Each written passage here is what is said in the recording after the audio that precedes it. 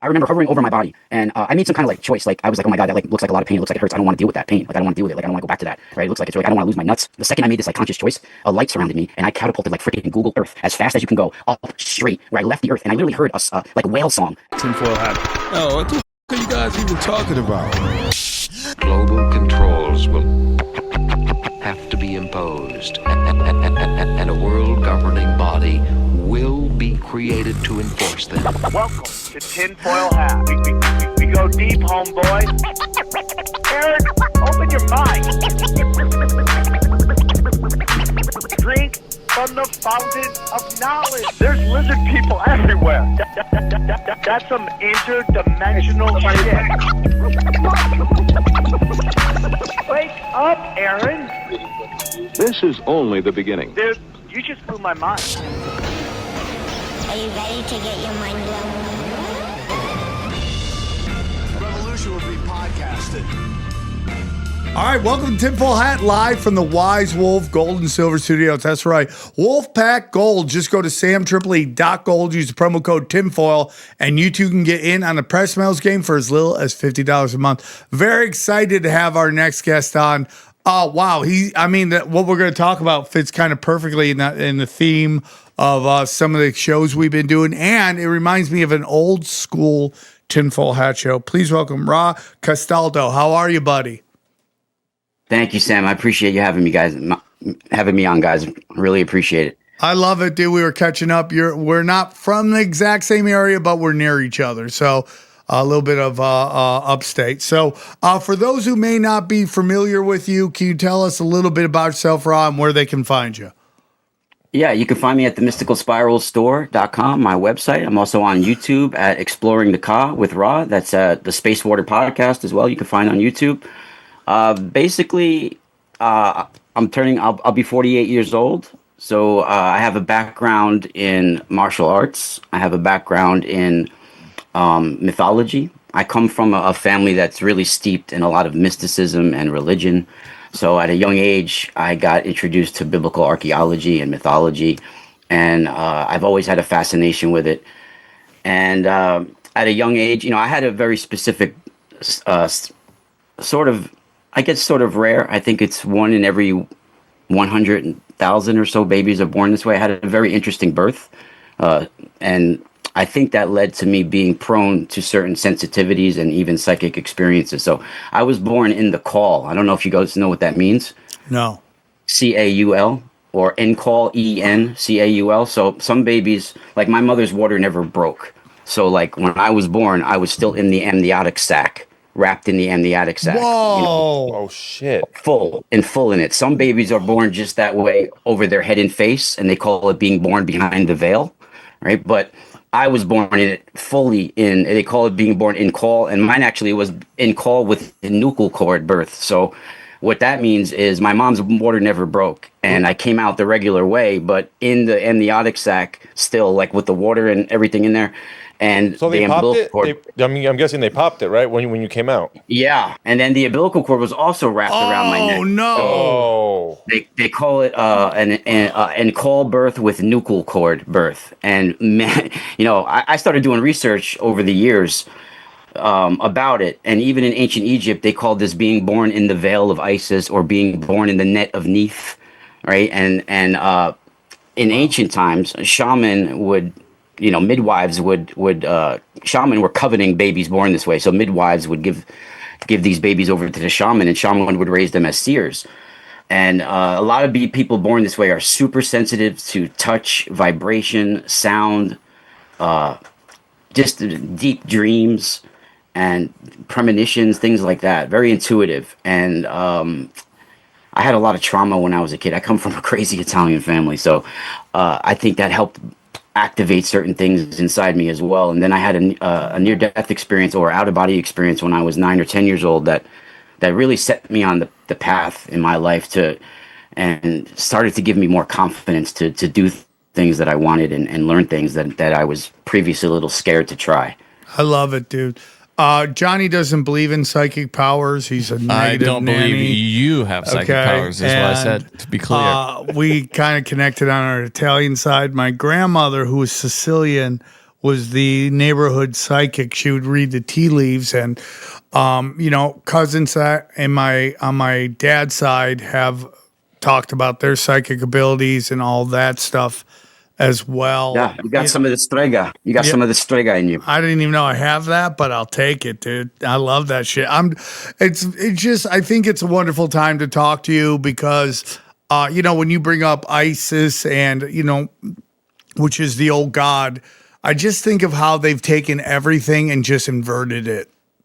Now, I'm sorry, go ahead. No, but it's like, if I bring up ISIS, what do you think? You think of terrorism, right? I mean, when I bring up the swirl, which is the universe, what do you think? Pedophile symbol. That's what they do. They invert everything so we don't know if we're coming or going. And it's why everything is so out of whack right now is because, our realm that we live in has been perverted.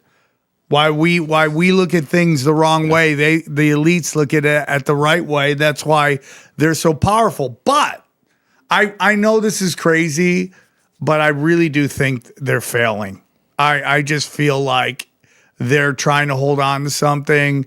And I know they're trying to implode the economy right now. You had what's his face, Eric. What is his name? That guy that's Weinstein? always on. Weinstein. Oh, you got 18 months till it completely collapses. No matter where you move, it's like, dude, I'm not into that doom and gloom. Even if I felt that, I wouldn't tell people that. It's like, dude, there's always hope. There's always hope, man. It never goes the way they think it is. Now, I get nervous with some of these kill switches in cars and stuff like that, but you never know if it's going to happen the way they want it to happen, So I think we live in a very mystic realm. I think everything is energy, and they're trying to manipulate our energy right now. That's my opinion. I agree. And I think a lot of the sacred stories, ancient writings, they were deliberately translated differently to keep us. A lot of these stories and symbols and words, they have power, but if you're using them in the wrong way, it creates like an abomination of that power. And we're given a lot of information and spiritual knowledge and things to keep us chasing our tails, to keep us, drug addicted, easily controlled, manipulated, and this has been going on for thousands of years. In Sanskrit, in the Rig Veda, they call this the Asura and Deva war, where for thousands of years the Asura forces are keeping mankind controlled and a yearn for materialism and addicted to power and control and dominance and all of that. So we've been losing the battle for thousands of years as a society over those forces. Yeah, it's like the game. We showed this on, I don't know if I talked about it on this particular podcast, but there's a game called The Wolf and the Villager. Have you ever heard of it? No, it definitely wasn't on this podcast. It was created by a Russian student, and it's what you basically do. You get 8 people, right? And you secretly tell 2 people they're the wolves. Oh, yeah. Have you heard of this? And the villagers have to figure out, the other players are called the villagers, and they have to figure out who the wolves are. Is that kind of like that card game where one of you is the asshole, and then everybody has to guess who it is? Basically. It's called Assassin. I've heard it called that. Yeah. But this is the original version. Interesting. They came up with it. Someone took it and called it asshole. They used to play it at the comedy store. They got different names of anything. There's an Italian name in New York for the Dirty Sanchez, even. They call it the Manzelli. Can we explain to people what a Dirty Sanchez is? No, we don't need that. Well, I think it's an older. What a Dirty Sanchez is. This isn't. We don't smoke the same. Hey, it's when you do this shit to chicks. It's so. Sex is such a humiliation. It's pretty nasty, actually. But I don't know. It is nasty. Yeah. So I have my older brother is 12 years older than me. He's born in 1966, right? So his age group, they had the Manzelli, and I witnessed grown men, in their 19, 20 years old when I was younger, they would, when they were sweaty playing basketball and someone had a cheesy mustache, they would take the finger and wipe it on their ass crack and be like, Manzelli applied across the guy's mustache. What and then, You got the guy. You're smelling the guy's ass, and you're fucking. The guy I feel bad for is this Monzelli. This poor. I don't know why I brought this up. I don't know why I went to the Monzelli. No, because I mean, his whole family name is ruined now. This Monzelli. Monzelli. You just got Monzelli. Oh yeah, dude, that's so bad. This poor guy. We see, all of a sudden, I go right to the Monzelli when you bring up some. It's fine. But you know, the whole thing is with the wolf and the villagers. I don't even know if that's officially the name, but it's that so they all sit down. Whoever's running the experiment tells two people secretly they're the wolves. And so they'll be like, okay, who do you guys think the wolf is? And they'll guess, and usually they get it wrong. And then they'll be like, okay, close your eyes. It's nighttime. Open. And then while their eyes are closed, they'll walk up to one villager and go, "You're dead." They'll open the eyes and they're like, okay, blah blah blah, died. Oh, yeah. They were killed by the wolf. Yes, assassin is how I knew that. But right. And then they'll be like, who's the wolf? And then they'll all argue with each other, and then they'll guess who the wolf is. They tend to be wrong. What they found out is that the wolf tends to win every game. And the whole meaning behind that is like a well-informed small group will always beat an uninformed large group, which, long story short, how's that getting?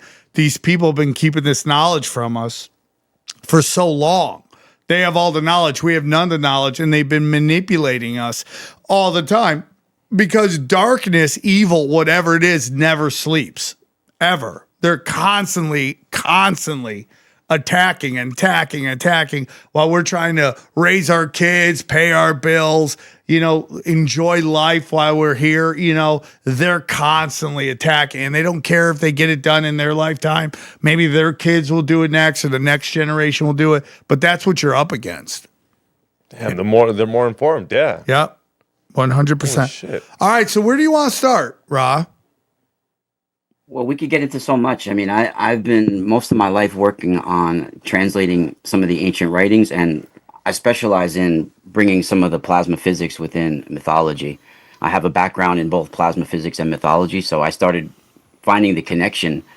It took me over 30 years to unveil some of this knowledge. So, like I've been talking about it for over 10 years now.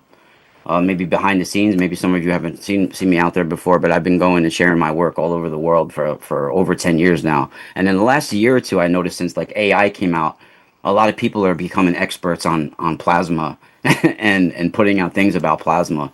And, it's super interesting, dude. Yeah. Because like I feel like this is like a golden era of talking about plasma right now. We just did a big story on it on Deep Waters, and the big revelations that they're starting to make in plasma, and the connection to possibly some of these missing scientists to that's another thing. The research of plasma and what it means. Well, that's an interesting thing because I've been threatened in some ways and suppressed, and a lot of obstacles been put in my way since I've been doing this work and since I've been revealing it. And you guys, I don't want to throw names out there here, maybe off camera I'll tell you, but you wouldn't believe some of the people that have plagiarized me over the last 10 years and some of the things that have happened and preventing me from releasing some of this information. And because it's taken me, this wasn't an easy process. It took me over 30 years to come to the revelation about revealing what the true origins of the Ankh is, and symbols like this. And to me, that is one of the most groundbreaking things. If it was somebody in plasma physics, they would have got a Nobel Prize for some of the things that I've been presenting over the last few years. And I don't say that lightly. So like the electron-driven chorus of the magnetosphere around our planet and how it being related to birdsong. I've talked about that for years. And in 2025, NASA released and said, researchers have led plasma physicists to realize that the electron-driven chorus of dawn is related to the birdsong of birds. So what the electron-driven chorus is as electrons come into our magnetosphere, and you guys realize that we're essentially living in CERN.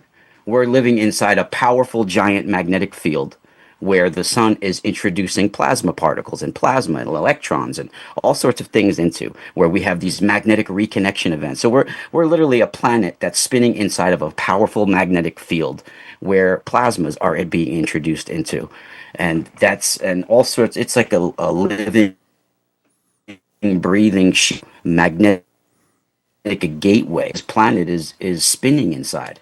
So that in itself is crazy, right? And one of the biggest things from the sun is the chorus that it sends, right? So as electrons come into the magnetosphere, they make, especially right before dawn, because this is one of some of the most important information that the sun is sending. That's bringing codes of creation, sustenance, evolution, dissolution, and rebirth. All this information that's coming from the sun right before dawn is where the electrons start making a powerful sounds within our magnetosphere, chirping and knocking.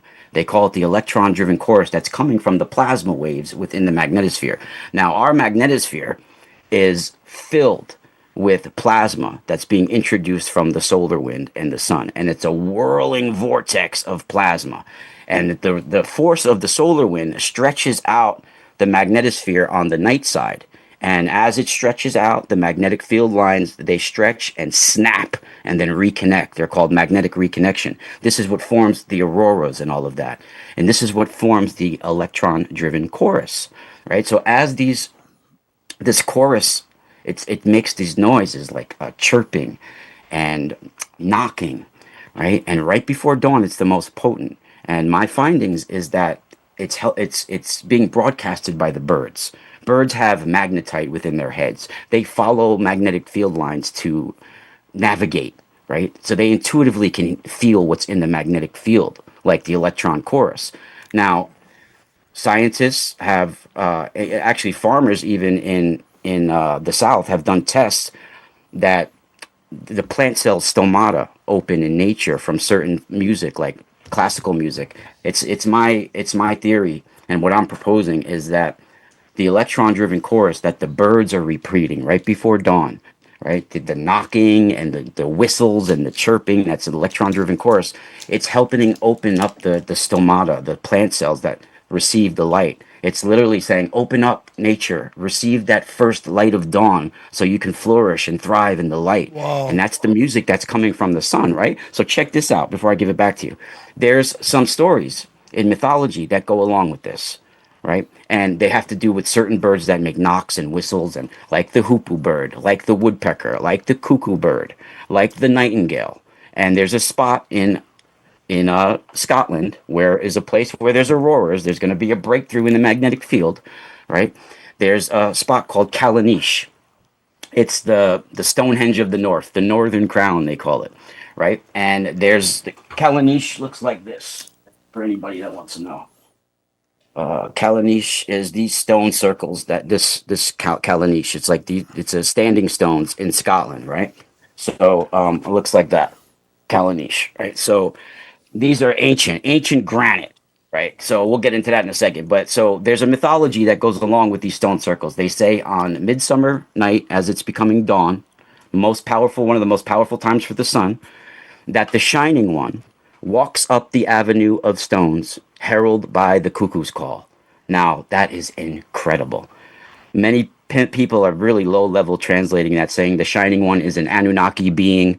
He's coming and appearing at the stones and blah, blah, blah. All right. The Shining One is the sun. The sun's rays are walking up the avenue of the stones as the morning sunrise is approaching, and it's heralded by the sound that it makes of the electron-driven chorus, the cuckoo's call, right? And intuitively, you can feel what's going on in a magnetic field at certain spots. These are magnetic doorways, these stone circles. So many of the stone circles are made of material, like in Stonehenge, you have the blue stones in there that are made with magnetite, and they got quartz crystals. So they're, and in Callanish, you have gneiss granite, these ancient stones that are gneiss granite, and they have quartz crystal in it and magnetite. So you have electricity, piezoelectricity, and magnetism going on at the very same time. So you have a magnetic field of its own that's generating, and it's my theory that these megalithic sites are set up on. We have geomagnetic field lines. The magnetic field of Earth, they come from the core of our planet. They extend out into space, and they merge with the sun's magnetic field, the solar wind. And so these megalithic sites are set up along these geomagnetic field lines as magnetic portals, magnetic doorways for the plasma, the light beings to enter in on these magnetic field lines, these magnetic doorways. That's why they call them doorways for the Fae, doorways for beings of pure light, because these plasmas, they spiral along these magnetic field lines and they enter into doorways along our magnetic gateway. What is the purpose of all that? Why is that happening? Why is all of these set up on magnetic field lines? What is happening? Like, what is plasma to you? Because that's It's a big discussion right now. okay. Johnny, you It's smirked. What's plasma? No, you love asking that question. I know Very simple, Sam, to put it in layman's terms, I guess, so everybody can understand. It's the lifeblood of the universe, and that's why it was named plasma. So originally, Sir William Crookes, first in our modern times, discovered plasma in what he discovered in the Crookes tube. He made the Crookes tube, where he discovered plasma in an experiment, and he called it radiant matter. This was in 1879. I like So that. this happened in 1879. Radiant matter? Yeah, I like that. Radiant matter, right? Yeah. And it wasn't named plasma until the 1920s by Irving Langmuir. Now, he was a pioneer in hydrogen gas, and he decided to name it plasma because he recognized that, similar to the plasma in our body, that it's a lifeblood substance of the universe. People tend to forget that. That was the reason why it was even called plasma to begin with in the 1920s by Irving Langmuir, because he realized it's a life.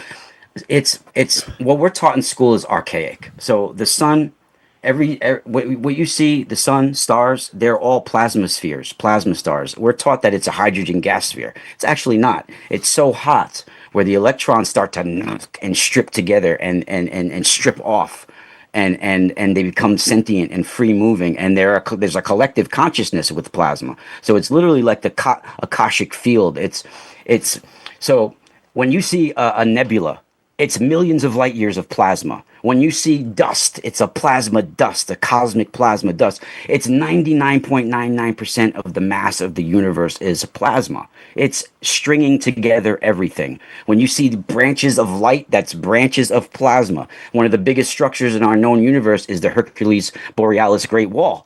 And that's, if you look at it, if the out picture of it, how they describe it, is just like dendrites. It's just like branches of light. We live in a universe of light that's interconnected, and I believe our souls are part of that light, and we're encased in just a more denser matter that's encasing that light. So it's a whole universe of interconnected light, and when we are in this earth, we're receiving the light from our star, the sun. And that sun is pulsating streams of plasma, right? So there's streams going out in all directions from the sun, sending out all different information. And they're like rivers of plasma. They flow like rivers. Each sun and star is streaming these rivers of plasma, and they form a confluence of one big celestial ocean. And Sam, you see the celestial ocean in all of mythology, from all of even in the Bible, the primordial waters, all of this. Whether you're paying the Grim Reaper a quarter to cross the river Styx, or your Pharaoh Unis, who's traveling to the horizon, into the waters.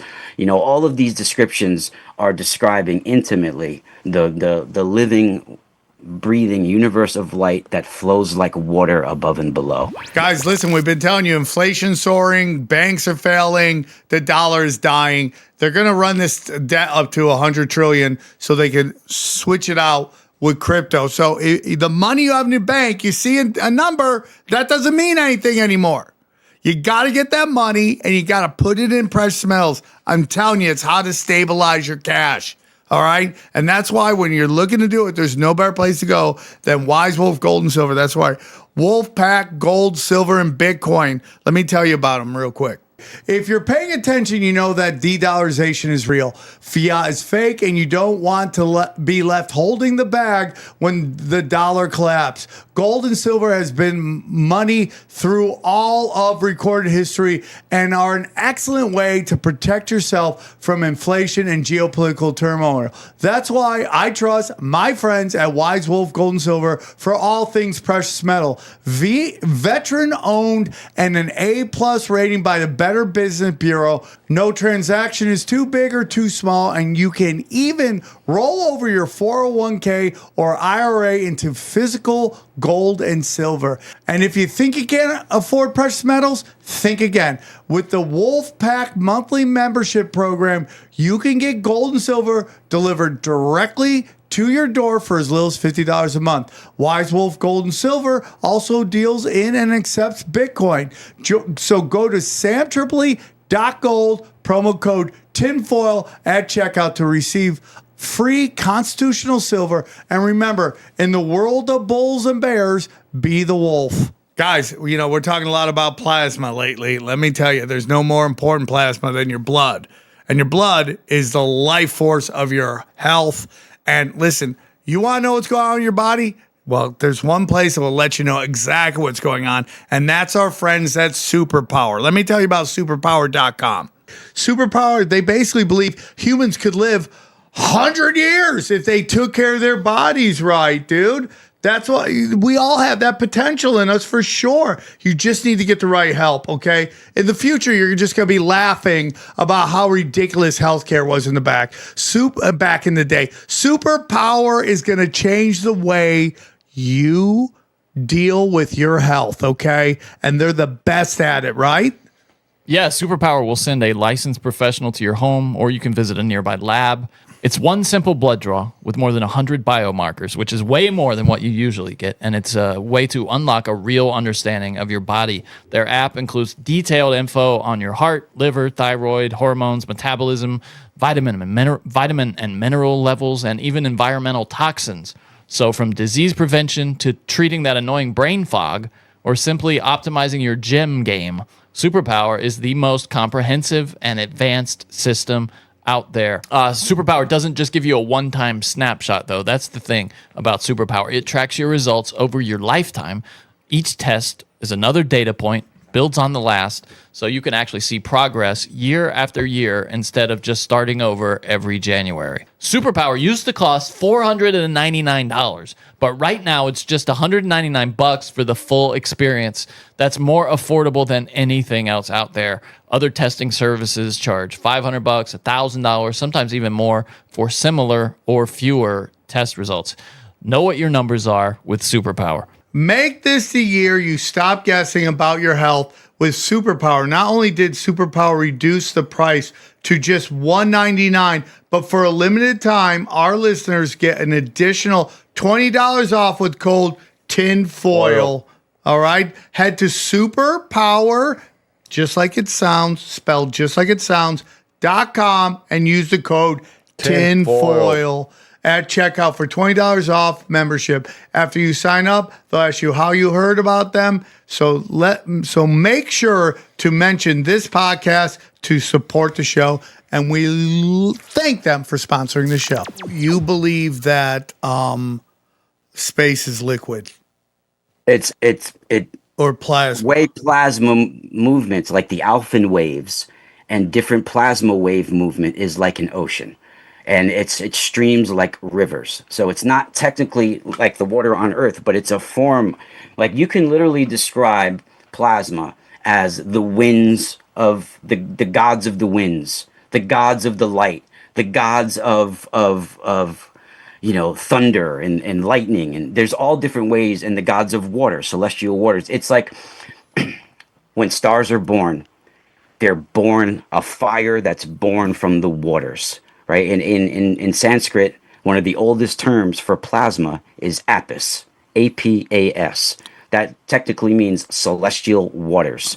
It's a living, breathing substance that's the fundamental substance of the universe. In ancient Greek, they called it apeiron. It comes right from apis, the same as Apollo. That comes right from the word apis. It's about the waters of the sun. Even Apollo, right? Apollo, look at his symbolism, right? Let's take that for instance. Apollo has two things that he wields. He wields dolphins on leashes, and he wields the lyre, the harpsichord. This has to do with plasma wave movement, the Alphen waves. The same way you have these dolphins on these magnetic field lines, they're restrained by the person who's holding them, which is the sun, Apollo. Apollo's holding these magnetic field lines with the dolphins diving into the waters. That's it. And they're called messengers of the sun, right? It's the same way information leaves the sun towards Earth.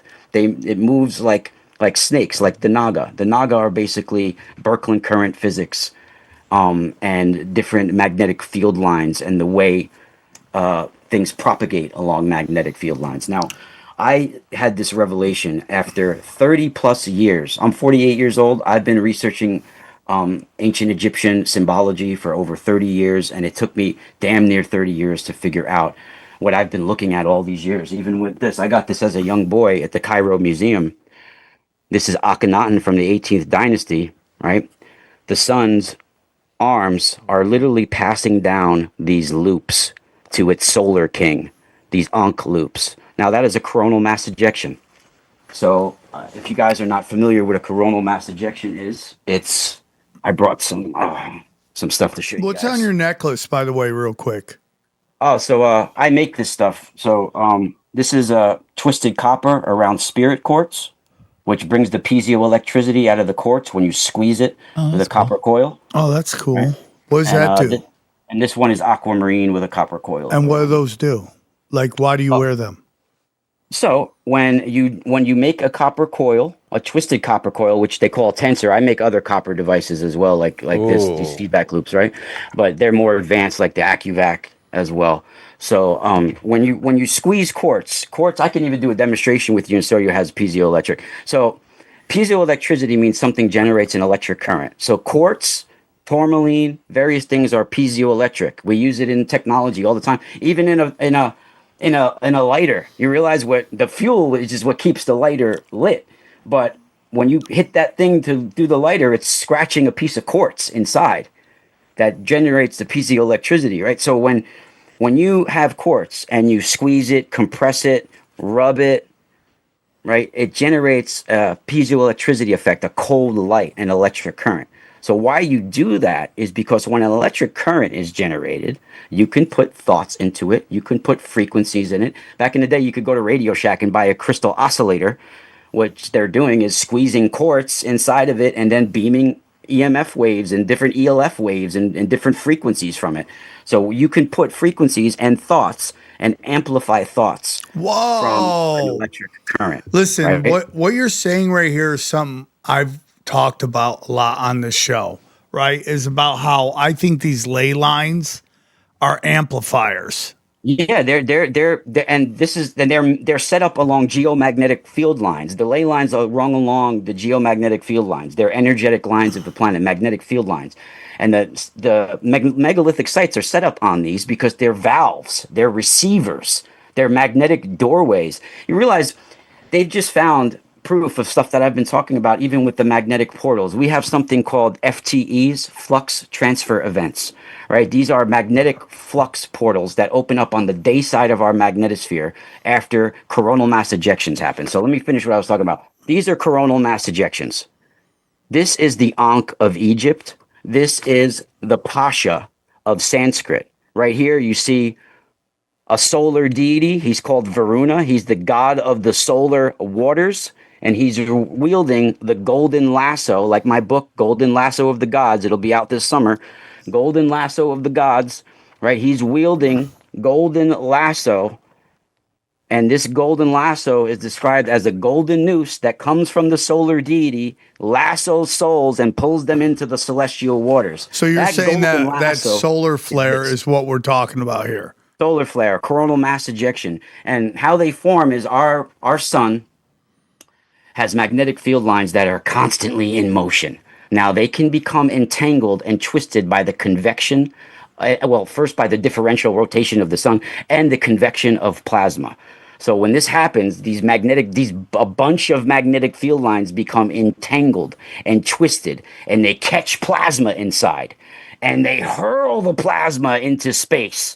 Sometimes this plasma goes directly towards Earth, right? And it rocks our magnetic fields. If it was so powerful, it could strip our magnetic field line and destroy Earth. I found proof of them that talking about it in so many books, even the Bible, even apocryphal books of the Bible, talking about this, and even so many. So this is Indra's thunderbolt. This is the solar hero versus the dragon. So our magnetotail is like a giant dragon on the night side. It literally swallows the light of the sun and it stretches it out on the night side. It's ruled by chaos gods. All the belly of the magnetotail goes through chaos. It's pierced by the thunderbolt of the sun, right? The coronal mass ejection, and it releases the waters, all of the aurora, right, that come out, and they go out and they come along the poles and they spiral down in different areas, right? These are the 7 rivers that get released when Indra pierces Vitra, right? When Ra pierces Apophis, when Tiamat pierces Marduk, right? When Zeus pierces Typhon. It's in every culture, right? And it's talking about the intimate struggle that happens on a daily basis between our sun and our magnetosphere to keep cosmic order. It's incredible. I love it, dude. How do you function in society? Like, Bro. how do you have conversations with people? I don't watch TV, to tell you the truth. Really, I homeschool. I don't really like to talk about it. I homeschool my children.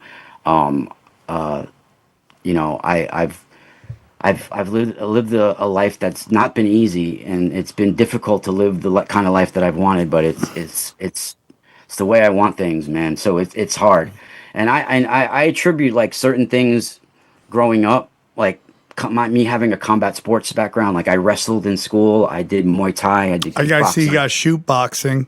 Yeah, I actually really good friends with the shootbox camp. You guys could check out my Out YouTube of channel. New York.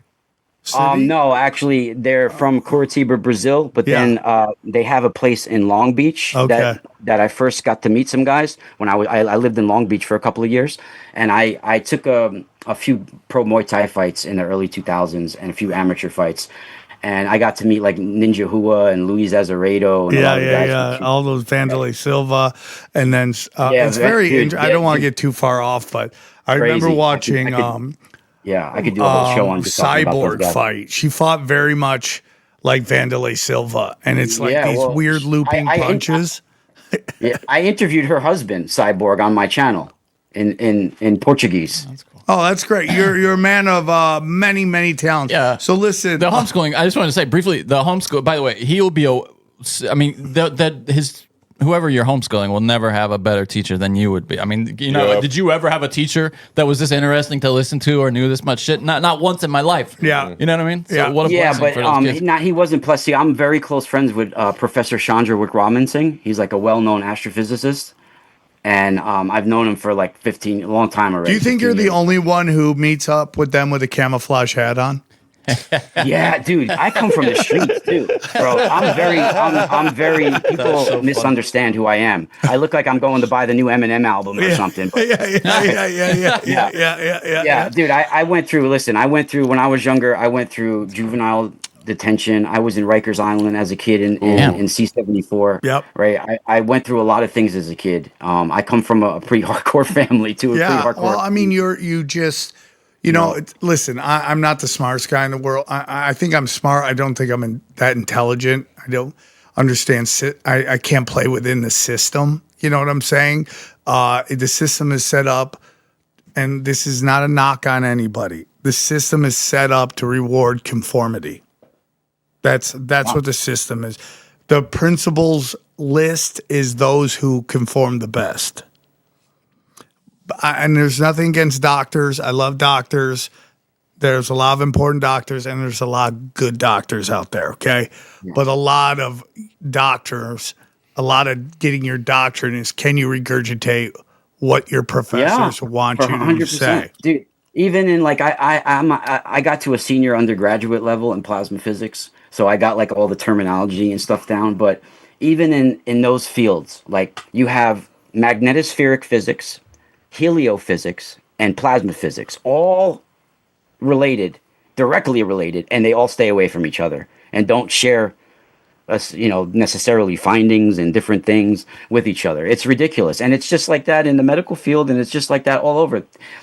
And see, in the past, to be an adept, like Sam, in the past, so an adept was a shaman and a doctor. He was a priest and a warrior. He was all of these things merged together. You can't have science without the spiritual aspect of it. What I mean by that is everything in space, the weather of space energetically affects life in the universe. Energetically. What's happening on the sun energetically affects life on Earth and all within our inner solar system, right? All over our solar system. When you read in the Bible that God separated the waters from above from the waters from below, what does that mean to you? It's the magnetosphere being created. That's the magnetosphere being created. When you're separating the celestial waters above and below, that's exactly what that is.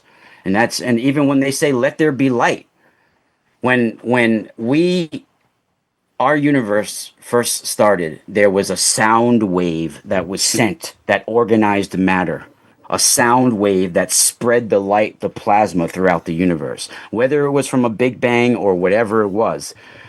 The beginning was a sound wave that organized matter, and that's discussed right in with Shiva in ancient Vedic and Sanskrit as well. I mean, a lot of things with Shiva is discussed with that, where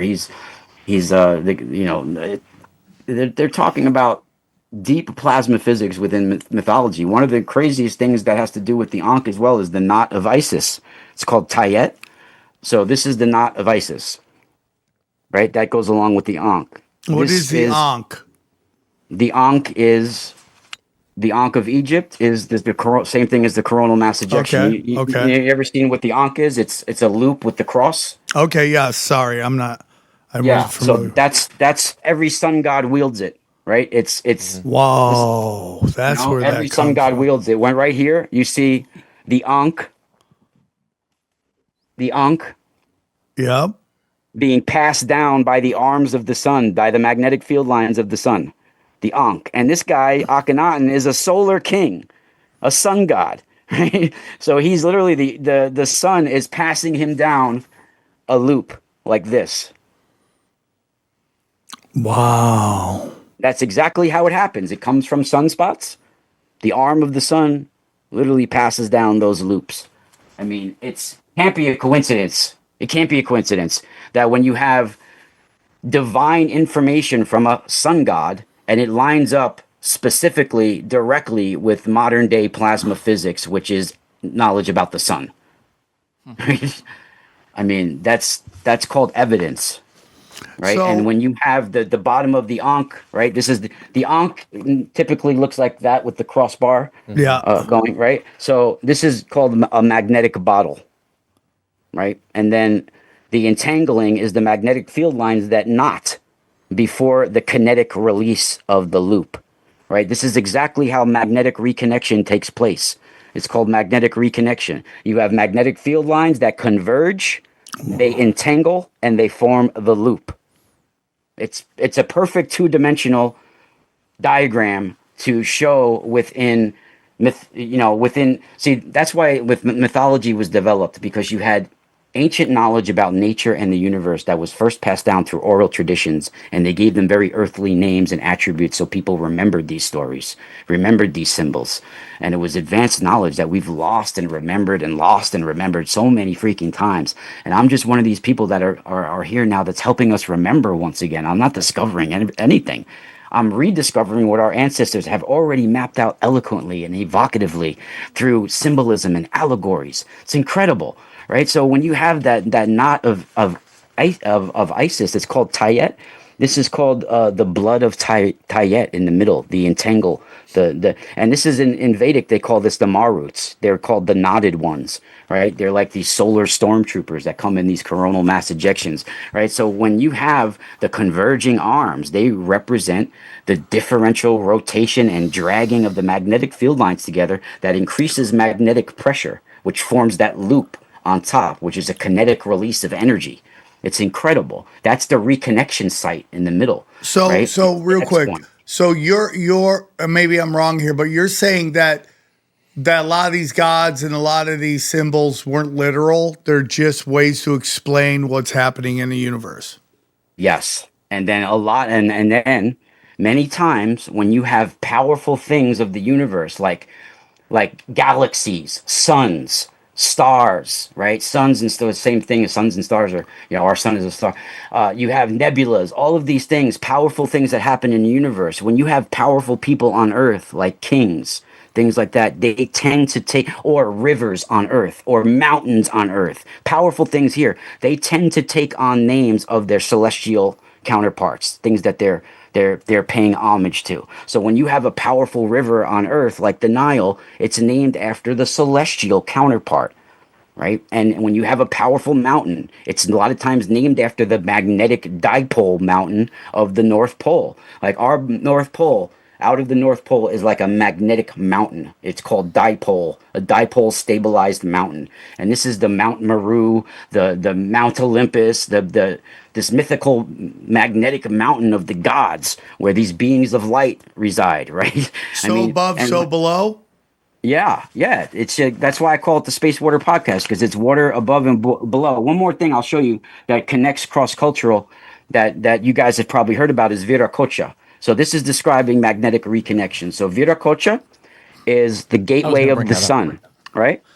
Yeah. Right here. Yeah. Right. You see the god right there, right? Yes. He's holding these two columns that are called fiery serpents. He's holding these two magnetic field lines that he's about to twist together. And behind his head is a burst of light, rays of light that come out in all directions. Viracocha, and that's the gate of the sun. Literally, it's a coronal mass ejection being generated, twisting magnetic field lines that form the burst. And that opens up the gate of the sun. He's the central deity, Viracocha. He's the gate of the sun. He's the frontal figure that's rigidly symmetrical, like the dipole stabilization. He's holding these two vertical staffs. These staffs are often described in mythology and in the ancient writings as thunderbolts or lightning. And in many interpretations, they're even described as terminating in these serpent heads or something like that. This represents the active sun that we have, right? The central dipole magnetic field of the sun. And the two staffs represent two magnetic field lines, specifically opposing magnetic polarities that have to be twisted together to form the burst. And by him holding these two opposing serpents, these field lines, they're being positioned with him as the central agent of power, right? And the deity acts as the reconnection region, where he's forming this magnetic reconnection. He's like the magnetic reconnector, right? He's twisting these lines. He's about to pinch and twist these lines to open up the gate of the sun. And the deity's head, Viracocha, he's surrounded by these rays that radiate outward in all directions. That's exactly how it radiates from the sun. And then he has it's a vivid description of a CME or a solar burst, right? These radiating serpentine rays that are and they're behind the head and they're twisting and erupting. In plasma physics, they call these magnetic flux ropes, right? And they form bursts of light. And this site, like this stone site with the gateway in the middle, it's literally set up on equinoxes and to map certain times of the year for the sun's rays to connect with this site. Also, that deity of Viracocha, he's got a weeping aspect. If you look closely, he's the weeping god. He has these streams coming down, these tear-like streams. That's exactly what happens with the magnetic reconnection event. You have this post-reconnection plasma that flows down like tears, like coronal streamers, as they call them, right? And they move outward and flow down. And so there's so many different ways that to show you that this is. So they're not actual deities, but they're symbolism of the action. Yes. And I would say that a lot of powerful people on this planet in the past would take on the names of this cosmic power. I would say that most of the gods in ancient times, you can look at them as celestial lights, like certain suns, certain galaxies, certain big things, powerful things. And then the children of the gods and attendants of the gods seems to be the structures that form within these suns and stars. Like you have, for instance, you have the sun. The sun will be Indra or Shiva, and then children, like in instance, so in the Rig Veda you have Arudra, one of the most ancient gods. He's the god of the sun, the howler of the sun. He has children, the Maruts. So his children will be certain things that emit and are birthed from the sun, like coronal mass ejections, like solar wind, like things like that, things that come from the sun. So you'll have the deities, which are the main focus, and then what emerges from these deities tend to be the attendants of the gods, the nymphs, the fairies, the children of the gods, things like this. So let me ask you, do you believe in angels and demons? Yeah, I think that there's just different ways of calling them. Italian, we call them the Gregori, or in Etruscan, they have the Lassa, or different beings like that. You know, like fairies, you have in Italian, you have different fairies called like the Lincetto, the Folletto, different beings like that. They're the same thing as the Fae of Irish. And it's all connected back to Sanskrit. Sanskrit, it all derives from Sanskrit. Like Etruscan, they actually didn't call themselves Etruscan. They called themselves the Rasna or Rasena. Very ancient word that connects to the Vedic word Rasa, which means the people of the waters, right? So it all connects. Like even in Druids and in Celtic, when you hear the word Banshee, it's actually Ben Sidi. It comes from a Sanskrit term that means like psychic power. Let me ask you something. Do you pray? Yes, I do pray. Who do you pray to? I do pray. I believe the God is the universe. I was raised Christian. I do believe in Christ. I do believe there was a Christ figure. I agree. Right? But I believe that religion is very dangerous and human. Organized religion. Right? Well, like a lot of Christians will tell me that crystals are evil, right? And crystals are in the Bible, right? So the high priest Aryan, he has to have a chest plate of 12 gemstones embedded in a chest plate so he can hear and discern the voice of God, right? So crystals are not evil. What's evil is if you have evil inside of you. Yes. A crystal can amplify those thoughts. That's my opinion on magic, and people get mad. There's no such thing as light and dark magic. I go, well, it's intention. What's your intention with it? Hey guys, we're really excited to introduce our new sponsor. That's right, Batch. Batch THC and CBD, okay? We're talking about the best THC products. We're talking about CBD gummies and what they're really excited about, and we're excited to tell you, micro mints. Micro mints take advantage of sublingual delivery. That means under the tongue. It absorbs there faster than a capsule or even a gummy, and you feel it. CBD plus CBG combination. Wow, that's what's in these micro mints. It targets both calm and mood, not just one or the other. And to be clear, it's not a crisis intervention. The goal is just to get to baseline, to chill out, you know? There's no grogginess, no dependency, no pharmaceutical side effects, and they have at Batch, and this is something they take pride in, fully transparent lab testing that you can verify. They also have CBD night gummies. They're formulated specifically for sleep quality, not just falling asleep. So you're not drowsy. You're going to have a high quality sleep when you actually do get to sleep. Waking up rested changes everything downstream of it. Mood, patience, cognitive clarity. And they have an incredibly clean formulation for those of us who love to read ingredient labels. And if you're asking yourself, why should I trust Batch? Well, check this out. They're founded by engineers, not marketers, not random Instagram people. And they offer a full certificate of analysis for every batch, meaning you can look up every ingredient and confirm that it's there doing what it's supposed to do. So right now, Batch is offering 30% off site-wide, and yes, that applies to subscriptions too, so you can lock in that discount on your monthly supply. So go to hellobatch.com/tinfoilhat and use the code tinfoilhat at checkout, and we thank them for sponsoring this show. It's like Right? In Italian, did you ever hear from your family when you were a kid, the mal oik, the evil eye, the mal oik? I have heard, yes. Yeah. Yeah, what is your intention with it? It's like when you pray. People can look at you. It's like when you pray, you manifest. It's like when you pray and you manifest, like how you say it's the same thing, kind of praying and manifesting. Yeah, it's just depend when your intention is. If you're going to pray for bad things, that's my opinion, dude. Like, and I look at the God as the the universe is the brain of God, and we're somewhere sitting in the brain of God. Ooh. Like So- when you see our brain, we have dendrites, and it's the same thing. That's the way nature forms in those tree-like structures. Galaxies and everything form in the universe. So when you have these branches of light in the universe, like Asherah of the Canaanites, she's this goddess that she's trees of light, like the menorah as well, right? They're trees of light that form in the universe. Same thing happens in nature, and same thing happens in our brain. It's similar structures form within nature, in the universe, similar in our bodies. Yes. Like our electrical system looks a lot like the tree of. Yeah, that's why it's like you see certain people put out videos like thinking that every rock is a body part. That's ridiculous. A cave isn't a vagina.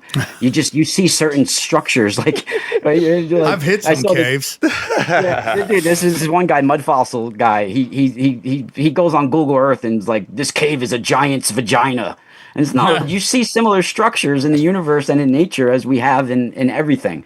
Yeah, you're right. You're so right about that. People see those patterns makes and certain patterns to help. I'm sorry. Go ahead. No, I was just totally agreeing with you. People see those patterns and misinterpret them. I think often, because they are there, but they're just I think the universe and nature does it to efficiently do a certain job.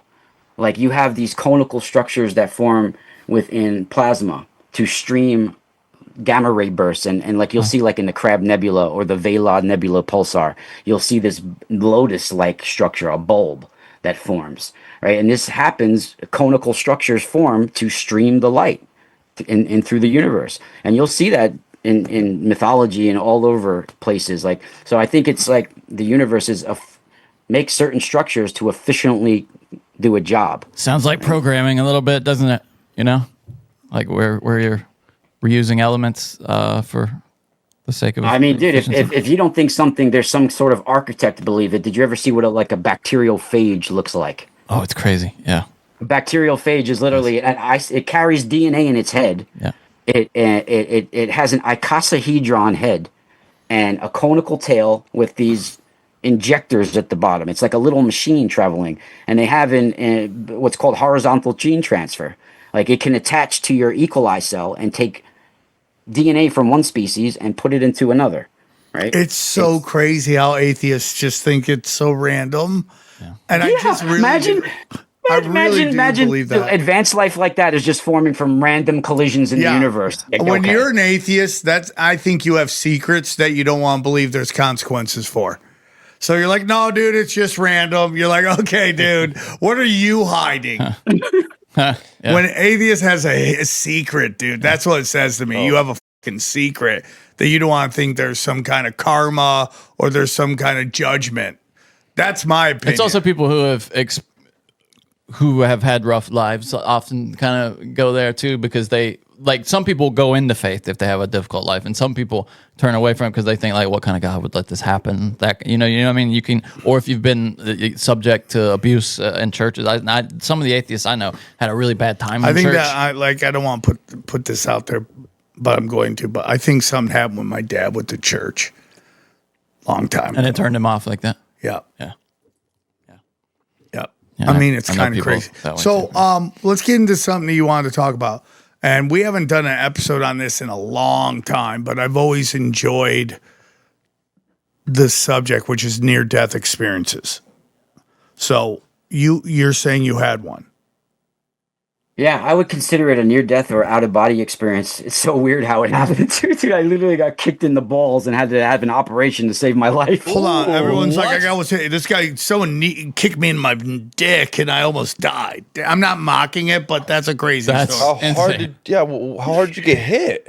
So, really hard. So, this is term martial arts? Term martial arts? Grew up in, well, no, actually, it was you grew up in New York, so I don't know if they had it in your area, but like certain areas that have big sports in their areas have it. So like I had pretty high level soccer for being 10 years old, called travel soccer. You remember travel soccer? Yeah, for sure. All right. So what they would do in my area is the Sunday morning rec league, they would scout kids from that league and make them try out for a travel club. and you would have to try out. Your family would have to pay for you to be on the team. You would get jackets, and you would travel around the tri-state area. We would travel around like New York, New Jersey, and we would have soccer matches against other soccer clubs, like the best kids from their counties. So I was in 1978 North Rockland Sting, all the kids that were born from 1978 in my county.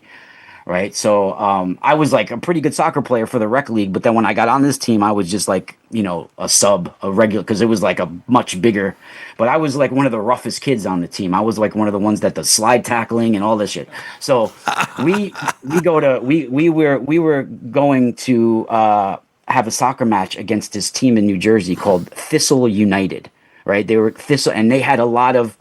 I think they were Scottish or Irish American immigrants, and they were scrappy kids, dude. The Italians versus the Irish. Yeah, dude. And on my team, we did play all year round. Like we played indoor soccer and certain indoor soccer tournaments we did during the winter. But like kids on my team, we played baseball. We did all sports all throughout the year. These kids on Thistle United, they've only played soccer all year round. Like they're Irish kids that are out in the snow kicking out the freaking soccer ball in the street, right? Always played soccer, and they were scrappy kids, and we weren't used to it. So we went to play this team Thistle United, and this one guy, my coach sent me in to. I was the sweeper, so the sweeper is always the center forward, right? So he sent me in to like really go head to head with this kid, and we were going crazy. So it came to a point where he was open, about to kick as hard as he can towards the goal. And I literally jumped in front of him. Oh, my God. And, we were wearing cups at that age. A lot of us wore, it was actually mandatory. My coach made us wear cups. So I had a cup protector, a plastic cup protector. It cracked the cup protector. Whoa. I don't know if that slapped against me, but like I got lifted off the ground. And I was in I can't even describe to you the pain I was in, right? So it was, the ambulance was going to take too long. So my parents threw me in the car. Check this out. We're driving to the emergency room, and I'm telling my dad, I just got kicked in the balls. I'll be all right in 20 minutes. You know what it's like to get kicked.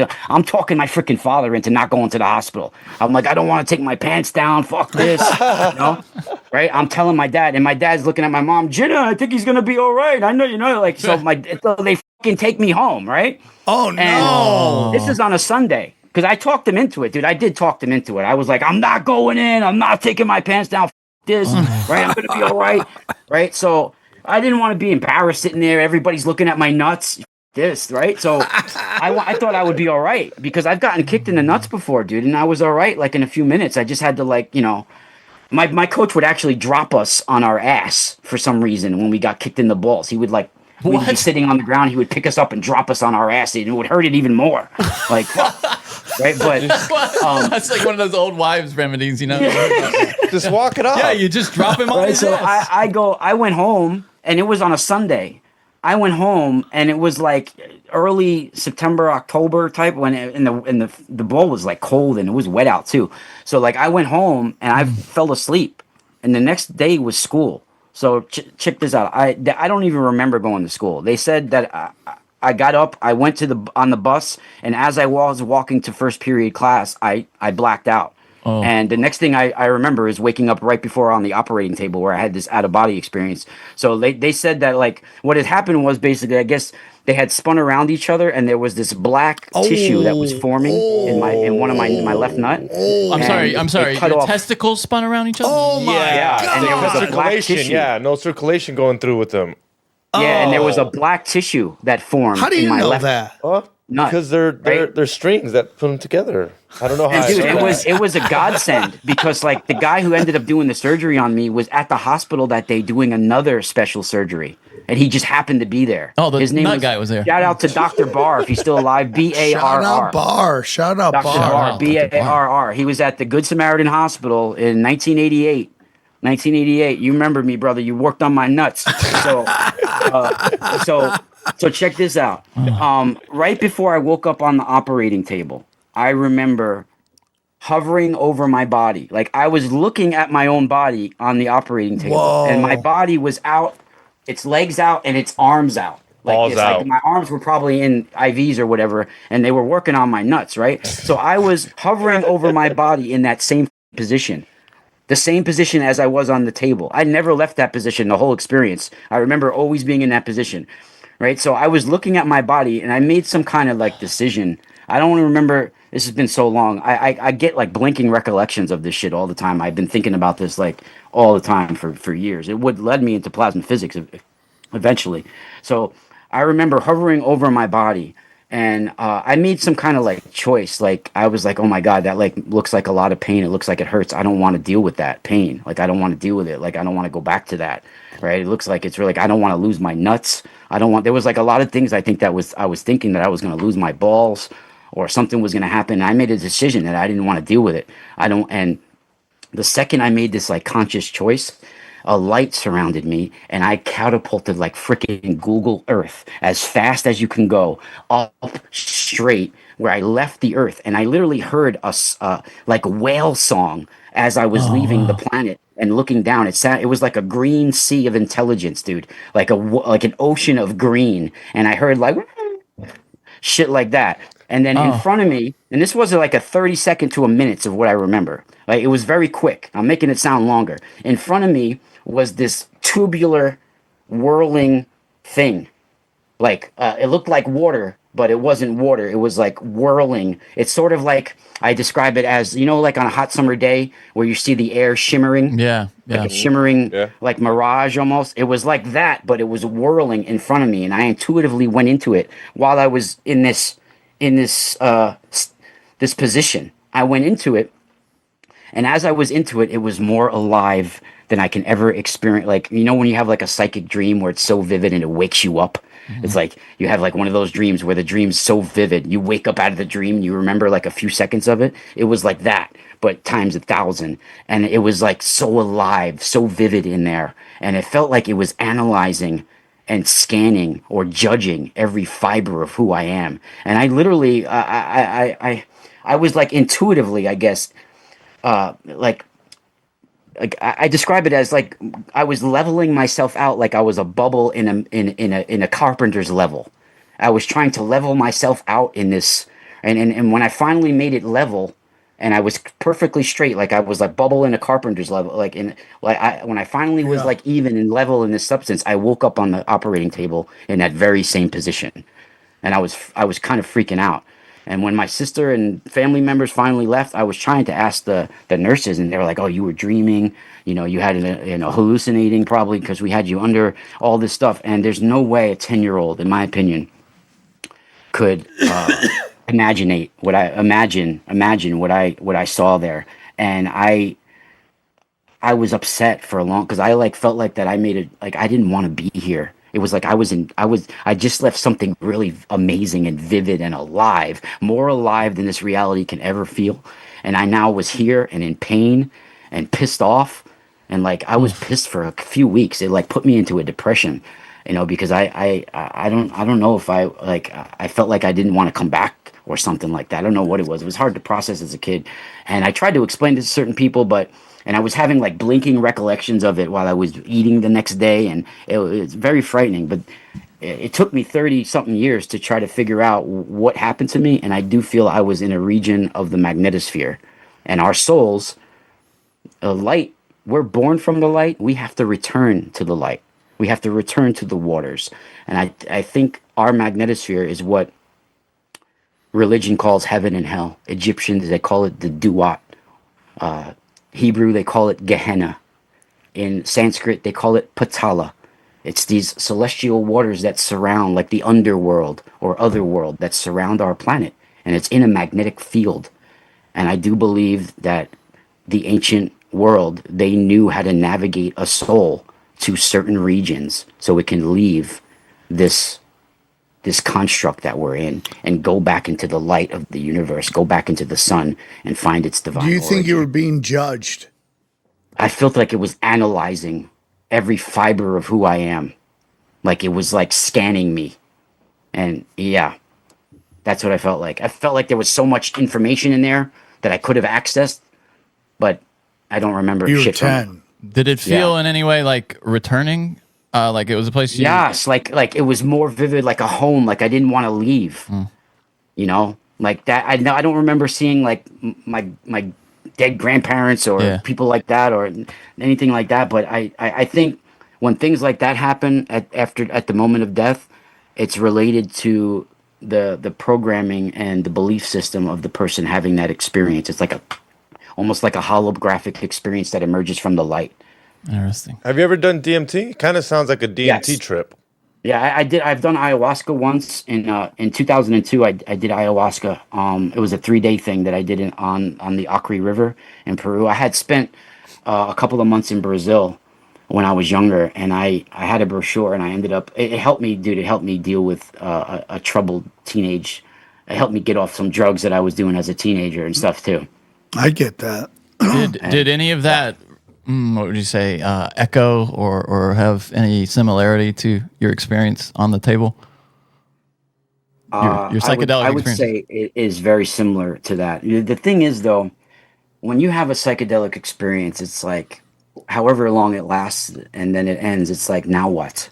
You have to take this substance again to get another glimpse of this reality. Yeah. You know, it's like it's pretty empty.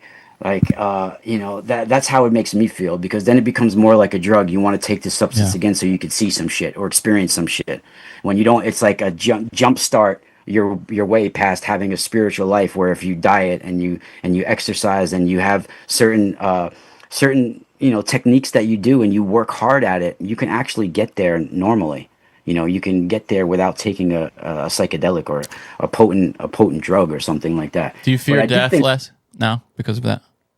Do I fear death? Less now because of you think than you would because of that experience on the table. Yeah, I don't think I fear death. The only thing I do fear when it comes to death is like my children not having me. Huh. Like I don't fear what's gonna. No, I get that. I'm looking. Yeah, I'm like looking forward to seeing like what's gonna transpire. But I can wait. I don't trust me. I could wait. But I'm kind of looking. If you're telling me like when I'm gonna die, all of a sudden now we're gonna have this DMT release, and I'm gonna have to take a journey on like let's go. Let's do it. I'm with you. I'm the same way. It's like I just want to live long enough and function long enough that my kids are set up that they can go on and be their adults. I don't want to. I like Johnny wants to live forever. I have no interest in that. If I could in a healthy way, yeah. So Johnny, you would be like some head living in a machine, like Futurama. No. I don't think that's life. The head in the machine thing. And it's very interesting listening you tell us about your near-death experience, because what we're seeing right now is these elites attempting to extend life forever. And I've always felt that was like this desire not to have to go through that moment of judgment. That's a very interesting point. Very perfect. I think that's what it is. When you got so much caked onto your soul that you're going to have to answer for it eventually, right? Yeah, and they're very scared of that moment, and they keep trying to extend, and then we're always like, oh, they took their soul and put it in somebody else. I don't know. Maybe that's possible. I'm not saying it's not possible. I mean, dude, Sam Altman gave money to this place, and he's got like a reservation or something for when you're near death, they kill you with this injection and then they scan your brain, or it preserves your brain rather for scanning later in a future time when they have the tech. It's kind of a sick version of, remember cryonics? Remember those? Dude, I'll tell you some research that I was doing just on my birth that I talked about being in the call. So you know how I said like midwives covet, and they would tell shaman in the past about this. Yeah. Right. So nowadays you have doctors that are on the payroll. And when any child is born at a hospital, the child gets a certain code. That code has the child's blood type. It has certain characteristics about the parents and different things that are in there. And that information is sold from the hospital to different agencies. Right. So doctors are on the payroll, and there's so many military intelligence that are also doctors that go into private practice when they retire. And I found out one of my birth doctor was one of these guys. His name was Jerome Levinson. Yeah, dude, Jerome. His name was either Jerome or Eugene. Jerome Levinson, and he was practicing out of Mount Vernon, New York, where my family was from. And he was an Army intelligence officer. He was also good friends with Dr. Puharich, was another guy was into Army intelligence, and he was making all these Faraday cages for the Army, and they lived in Westchester County at the time over here. They were close friends. They both were. This guy was a physician and also for the Army, and also was an Army intelligence. And then after he retired, he went into private practice delivering babies in Mount Vernon, New York.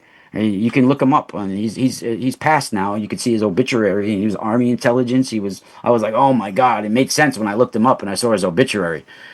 Right? And definitely children that are born in the call, like myself, that information would be sold out to certain agencies. Now, why is that important?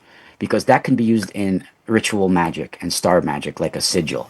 So you take the code of the baby, and at certain times of the year, they call this the Ember Days in Italian mysticism, where on solstice and equinox the veil is thin, and they create ritual circles. And it goes back to ancient Persia with the 4 royal stars. So there's 4 royal stars that are connected to the equinoxes, and these are the watchers of the north, the south, the east, and the west. You open up the watchtowers. You got Regulus, Aldebaran, Famalhut, Antares. These are the 4 royal stars of Persian. And certain times of the year, they will take certain rituals and for certain people and direct the life of the baby by like doing certain rituals and certain energies, helping to try to coast the life of a baby in a certain direction. So it's pretty intense. I wonder if what you're talking about, they're selling babies' datas, if that later on leads into the Gates program. Well, oh my God, I was in the Gate program. I don't So was remember Johnny. shit about it. So was my Kurt Metzger. I was on his show, and he was in the Gate program. I got to become friends with Kurt over the last couple of months. We text each other and talk a little bit. I've been on his show a couple of times. Once with Gary Wayne. I've been doing a monthly show for 11 years with Gary Wayne, if you guys don't know. We love Gary Wayne. Yeah, so I'm one of his colleagues, man. A lot of his research, he might not say it openly, but if you watch the shows that we do together, he does say it and admit it. Like a lot of his research, I've like helped him with his research. I've gotten him certain books for his research and certain things like that. And we've been sharing work with each other for over 11 years, me and Gary. So really, we're really good buddies, actually. So when you study with all your information, let me get into this real quick. Obviously we all talked about how we love Jesus and Jesus is important, and we study the teachings of Jesus.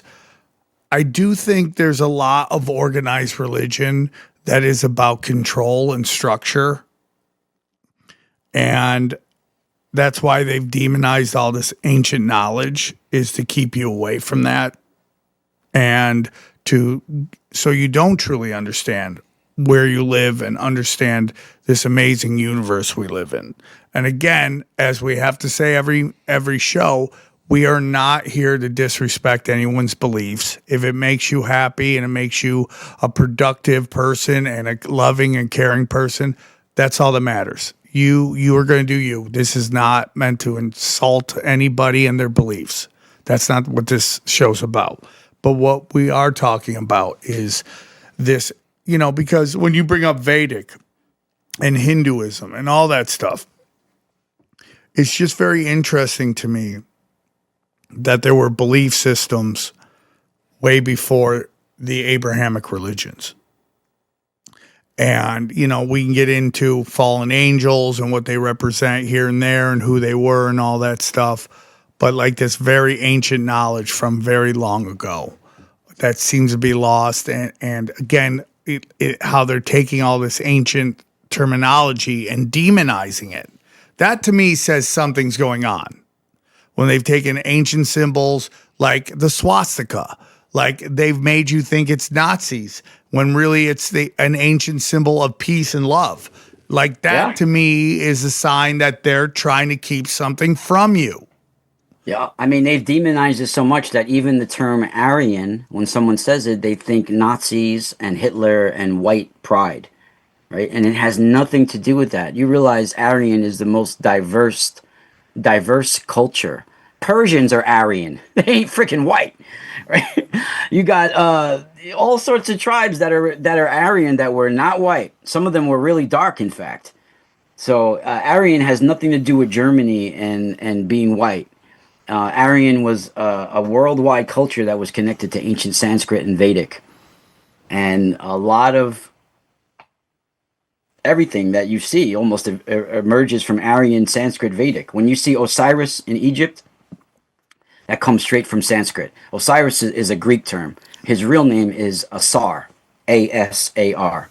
That comes from Asura, right? The Asura tribes of Vedic. It's a warrior, that's where the word Aster comes from, like a star, to be like a star, right? When you see the Assyrians, that comes right from Sanskrit, Asura, right? And the Persians, they worship Ahura Mazda. That's a sound shift from Asura gods, right? The same thing with all these tribes, like the Hittites, the Mitanni. The Mitanni almost spoke pure Sanskrit, and these are tribes from northern Syria, right? And those areas, ancient tribes. So whether you're talking about the Hittites, the Elamites, the Mitanni, the Amorites, the Rephaim, all these different tribes, they have Aryan Sanskrit origins. I would say the original language of the Nephilim was an ancient archaic version of Sanskrit. Right? It all derives from those. So those the tribes. Nephilim fits in your worldview. It's a Hebrew term, and they come from the same tribes of the Asura and the Deva. They're ancient tribes that were the aboriginals of this planet. And what is that term demonized? Yeah, I mean, if you want to say that they're angelic beings came down and mated with women and created these races, I mean that's a theory. That's in the Book of Enoch. It's in Genesis 6. So I tend to believe that there was something related to that. But then you have all these different tribes that were created from that, right? And so you do have some of the first aboriginal tribes that are related to those Nephilim bloodlines or those Asura Deva bloodlines. And you really go back to it, you could find a lot of those terms like Anunnaki. It comes right from Sanskrit. So the Asuras and the Devas are basically warriors and priests. Asuras are the warriors. They're what's called the Kshatriyas in Vedic. And then you have the Devas, which are the Brahmins. They're both warriors and priests together. But the Devas are more priestly minded, and the Asuras are more warrior minded about control and dominance. So those two sides, they have. Say that one more time. Sorry. Say that one more time. So you have the two sides, and they're both warrior priest clans, like shepherd priests and all this, right? So those warrior priest clans are the Asuras and the Devas. The Asuras are more warrior minded. They're called the Kshatriyas. And the Devas are the Brahmins. They're more priestly minded. So the Asuras are more about materialism and power and dominance and warrior and control. And the Devas are more priestly minded, right? So those two, they have a war, but originally they were made up of 5 families, 5 Vedic families. Those 5 Vedic families you could find in a lot of the names of certain cultures and beings, like the Anunnaki. That comes right from the 5 Vedic families. So the 5 Vedic families were the Anu was one of them, the Yadu, the Druyu. That's like right where Druids come from. So you have the Yadu, the Anu, the Druyu, the Turvasa, and I'm missing one of them. There's a 5th family. So, and the Puru. That's where the Persians. So those 5 families make up the Asura and the Deva tribes, the Kshatriyas and the Brahmins. So they talk about in the Rig Veda that these Asura Deva clans, and this is Devas where you get the word divine and the word devil from. Asura is where you get the word Aster from and star from and all of this. Right? The terms, the shining ones, all of this comes from these tribes. Right? So they end up having the Asura Deva war. And that's over what they describe in Sanskrit. It's over the cows. Now, the cows translates as rays of light. There's a Sanskrit word that's go. Go means rays of light. And this is what the Asura war is over. It's over how the knowledge and powers that these tribes were harnessing from the sun. They went to war over the sun. What they were harnessing and the powers and information that they were harnessing from the sun. And a lot of these tribes, they want to use this knowledge to rule as gods. So they have this war, and it was an Aryan split. There was no really Aryan invasion. It was an Aryan division. These Aryan tribes divided, and there was worldwide catastrophes, floods, things like that. And then they reemerge as Persians, Egyptians, Mitanni, Hittites, all these different tribes. So, but they all have the same root. But as they spread out, they start mingling and taking on local gods and mingling and merging it with theirs and forming a whole culture of their own. and an offshoot language of their own as well. That's so interesting, huh? Yeah. That's so interesting. And you could connect them all. You can connect the Druids, you can connect the Elamites, the Hittites, the Mitanni, the Assyrians, the Persians, the Egyptians. You can connect it all to Aryan Sanskrit, the Etruscans, all those cultures, even the Dogon, all of these tribes that they connect to a worldwide culture that existed once on this planet that was destroyed. So, there's the world order people that believe this small group of people are running everything. They get mad at me because I say it's all Babylonian. It goes back to Babylon and that mysticism going on. What are your thoughts on all that? Because that's a big issue in today's. We got this push for Noahide laws and all that stuff. What are your thoughts on all that? Yeah, so it does go back to Babylon and Persian, but to go one step further, Persian gets it from Vedic Sanskrit. Right. So the first the first reemergence after the flood is like Persian. Right. But Persian gets their knowledge from Sanskrit, Vedic, and the older Vedic culture, the older Aryan Vedic culture. So it is all back to Babylon and Persian, but Persian got it from somewhere. Right. So, yeah. So that and when it comes to the Noah, I mean, all that's really dangerous, dude. Really dangerous. You have so much going on within even Jewish communities and mysticisms. I have a whole town that's 5 minutes from where I live in that's ruled by Hasidic. It's called Muncie, New York. Yeah, there's been a lot of talk about that lately. And New Square right here. When I was a kid in high school, we would drive in there to cause chaos. Because on certain times of the week, you can't even go down the street. They're walking with these big furry hats and these long coats on. They probably pay They're that kid everywhere. to kick him in the They nuts, have their own ambulances, everything. Yeah, Dude, it's crazy. It's so funny because I know a lot about the Kabbalah and stuff. So whenever I have what's your take on that? Because there's a lot. I've been getting a lot of mixed messages. I've had friends of mine tell me that because it's so funny, dude. Because I most Hasidic people, when they take one look at me, they don't want to talk to me. But if I do end up having a conversation with them, they open up to me quick because I know a lot of times more than dude. I had one of them said, "You're more than the Jewish." He told me. What are your thoughts on all that? Because there's a lot of people that think the Kabbalah is like Jewish mysticism, and that is what these Chabad guys are pushing, these Zionists are pushing. Supremacy. What is your thoughts on all that? And then I've had friends of mine go, no, it's the exact opposite of that. And again, it's like, what is your intention is really everything. But what are your thoughts on all that? There is some sort of supremacy vibe that goes along with it, but you got the Zohar, the Talmud, and there's some very dark stuff in there. But even when you go into the Babylonian oral history of the rabbi, there you got the name Babylon again. What is your thoughts on all that? Because I'm trying to be it's like. For me, it's my girlfriend's Jewish. She's your handler. Nobody handles me. I'm my own. I make my own decisions. But the thing is, it's really dangerous to believe in that because all of those mysticism writings that are from the Jewish are commentaries are commentaries from rabbis on biblical verses.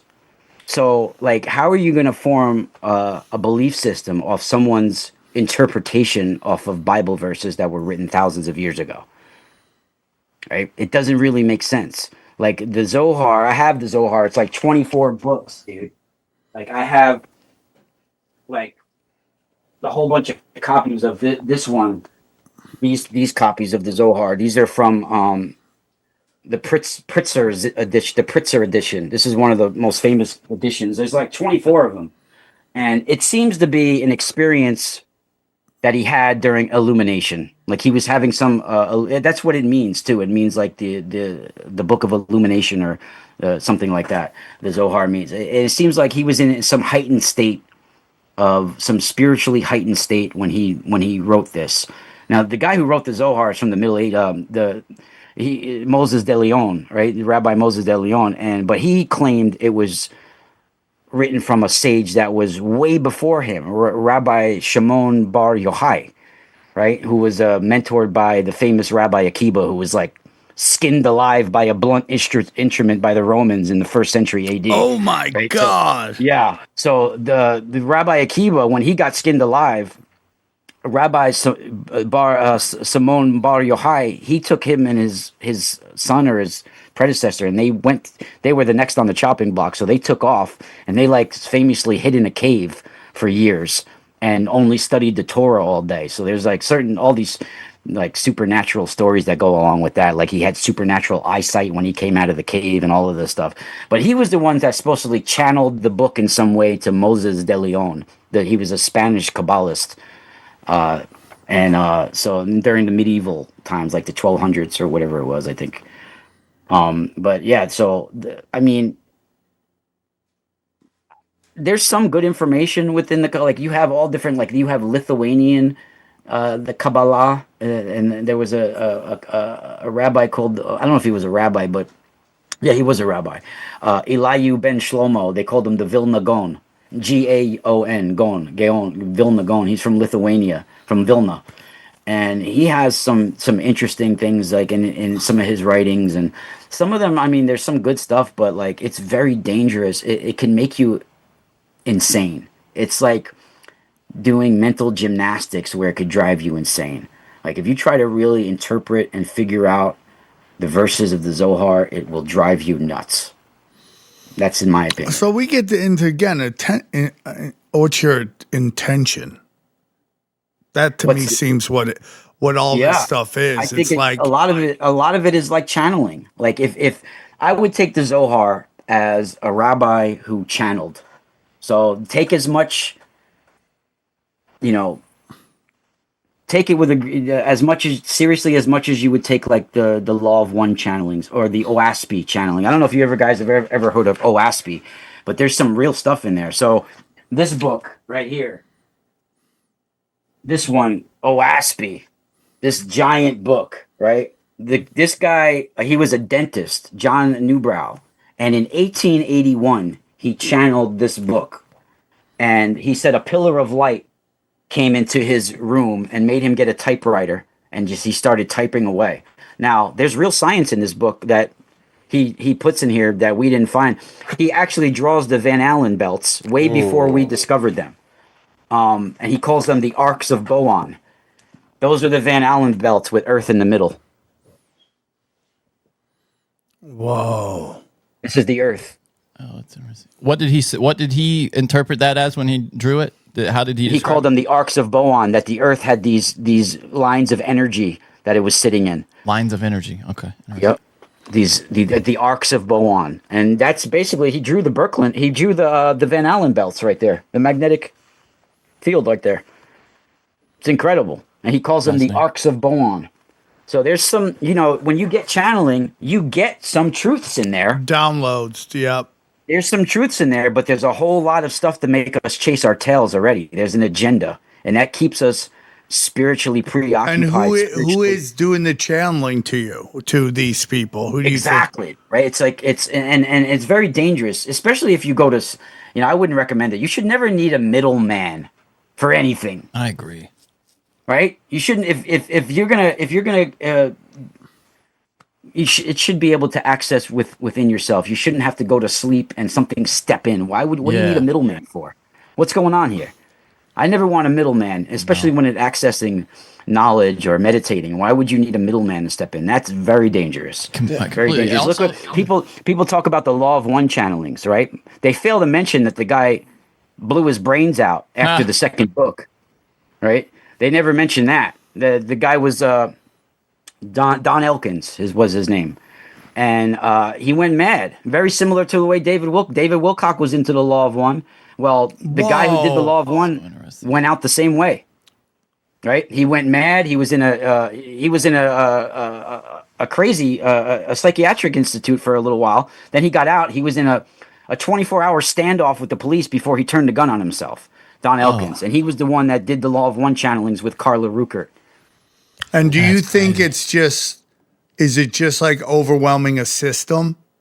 Yeah, I think you open yourself up to energies. Hey, if you're looking for entities out there and you're opening yourself up, they'll find you. Like Sam said at the beginning, they never rest. People who do channeling, and psychics who regularly communicate or claim to with things beyond, they often seem to ascribe benign intentions to whatever. But we should assume that there are going to be entities on the other side, just like there are here, right? That could be manipulative and have an agenda. Yeah. You know what I mean? They all have an angle. This conversation's been amazing, and it's like, to me, it's like, is there one truth or is there many truths? It's so true, and it's scary, and it truly feels like this, Sam. Like as soon as we start unlocking some of the truths behind it, is at the same time that the world is at its most chaos and about to be lost again forever. As soon as we start unveiling these truths, we're also about to lose them. Yes. I don't know how that starts to sound like relativism to me when you say, "Are there many truths?" I don't know how. Well, I mean, like when we got on with Matt LaCroix, right? And he's talking about how there's these ancient civilizations of amazing technology. But at the same time, there were like tribal people living in the forest, living a simple life. Like both of those are true. I think there's people that believe it's either all or one. Either we were living in huts or we're living in advanced civilization. Yeah. We have Manhattan and we have the Yamamamo. I mean, like they're here both existing at the exact same time. Yeah, dude, there's that Sentinelese tribe, that the one that like is aggressive toward people whenever they've tried to go on there, and they have still now no contact. Like with there's this one Indian guy that will go there a couple of times and talk to them. And one time there's a famous photograph of the Sentinelese shooting these arrows, and they hit one guy in the leg who's on the boat with these Indians, and they're like dancing and celebrating like. It's so funny, dude. It's like we were sounds talking like Jets fans. It's like we were talking about earlier, upstate New York. What were you saying? That it's completely empty. Yeah. And if like you said, if we died out and they went to upstate New York, they'd be like, yo, these guys were fucking, they didn't have anything. But then you go down to New York, which is what you said, how you said 15 minutes away. Yeah. It's a whole different thing. Well, that's why my belief is, it's like, I guess, if you go from there is a God of the universe, and then from that becomes all these different journeys. I think these different avenues of knowledge, and it's not like one way. It's like, I just think that's different than saying there are multiple truths. You know what I mean? Like multiple things can be true, but they're not in competition with each other. Yeah, but I'm sorry if I insinuate that they're in competition with each other. What I'm saying is, they could all be true, right? Like if we see if there's four of us here, we see a car accident, we may all see a different accident. But only one thing happened. Yeah, only one thing is true. Right. The universe was created. Yeah. And everyone has a different experience in that. I agree with that. He's not the only one that we've had have a near-death experience, and they all have different stories. They're all things in common, though. Right. I mean, I mean, at the end of the feeling of being reviewed or analyzed. Yeah. Everyone has their own version of it. By any chance, did you see the light? Did you see the light? A light came and surrounded me, and I felt like that's what escorted me up. Okay, no, but I'm because if people say you see your relatives, I was wondering if you saw your relatives like at the end of the light, how they tell you don't go to the light. You're supposed to stay away from the light. Or listening. I don't remember. I just remember. I don't remember ever seeing anybody except for me being surrounded by the light. I know he said he didn't. I said, was there a mention that because people say that they see the relatives back? No, but he said he didn't. Okay, he literally said that. Okay, well, yeah. Occasionally we lose XG into his thoughts. Yes, I mean, I find it very... So let me ask you something. We've had other people come on talking Vedic astrology. I find it very interesting. I bought a book on Vedic astrology. Even it was like basic bitch Vedic astrology. It's hard, dude. And it seemed like Chinese to me. Like, where you know what? You should get David Frawley. He's a good author that really describes it really well. And he's he's a Westerner. So he describes it really well. All right, I'll get that after we're done recording. Excellent show, man. Anything else that we didn't cover that you want to cover? Nah, I mean, we can always do another show sometime. Yeah, for sure. Anytime, dude. I thought it was an excellent episode. I really enjoyed it. One more time, Ra, tell them where they can find you. Sure. On YouTube, you can find me at Exploring the Ka, or you just type in the Space Water Podcast. You could find it. I do a monthly show with Gary Wayne the second Saturday of every month. I also do Megalithic Mondays with Maria Wheatley. She's a researcher and author on megalithic sites. So you can find me there on YouTube, Exploring the Ka, on my website. If you want to get my copper devices, and if you want, I'll send you some gifts, Sam, so you can check them out. I would love that. Yeah, you can find that at the mysticalspiralstore.com right there. Yeah, cool. And you guys can get my Patreon, patreon.com/the mystical spiral, and I'm on Substack as Ra Castaldo. Really appreciate it, everybody. It's been a pleasure having been on the program, and I'm actually impressed. You guys were really, it went well for having 3 people talking. Really went well. Yeah. There's one guy who's smart on this show. The rest of us do the best we can. We do the best we can. You guys are awesome, dude. Yeah. I'm glad I got to meet you guys. It's really we're cool. honored to have you on. It was an all-time banger. I thoroughly enjoyed it. The just everything about plasma is just so interesting to me, dude. It's just and it's surprising that a lot of you guys are into these topics, because I found out about you a couple of months ago through Kurt Metzger. I had heard your name a few times. But when I went on Kurt Metzger's show, I found your Tinfoil Hat podcast. Yeah, we love Kurt. That's when you last went on there a couple months ago, Kurt? I went on Kurt's maybe a month or two. I went on the first time I went on Kurt's show, me and Gary Wayne appeared together. Oh, I love we had Gary Wayne on. He's one of our favorites, dude. Yeah. Last thing I want to ask you about, I have another podcast called Deep Waters. He was bringing up ghost moons. Have you ever heard of ghost moons? Like the Kordaluski clouds type thing? Yeah, basically like this notion that they believe there's like 2 ghost moons out there, and when they'll just appear out of nowhere and they'll freak out and they'll go back to look and they're already gone. Have you heard? Very interesting. Yeah. Who will freak out? Like the scientists that are studying, so suddenly these ghost moons will show up. I got to look and see sky? if that's related to the Kordaluski clouds. It's like these plasma clouds. But what, you're looking through it's not naked eye visible, is what No, it's telescope, and then they'll go back and look at it. Moons of our planet, though. They're near our planet, yeah. And there's these ghost moons. What planet do they orbit, though? Our planet? Our planet. Okay. Yeah, and that's right in the Bible. I mean, right in the Bible, even in the Canaanites and Ugaritic writings, they talk about how God, Yahweh, even Baal, he rides on clouds of heaven. He rides on the celestial clouds.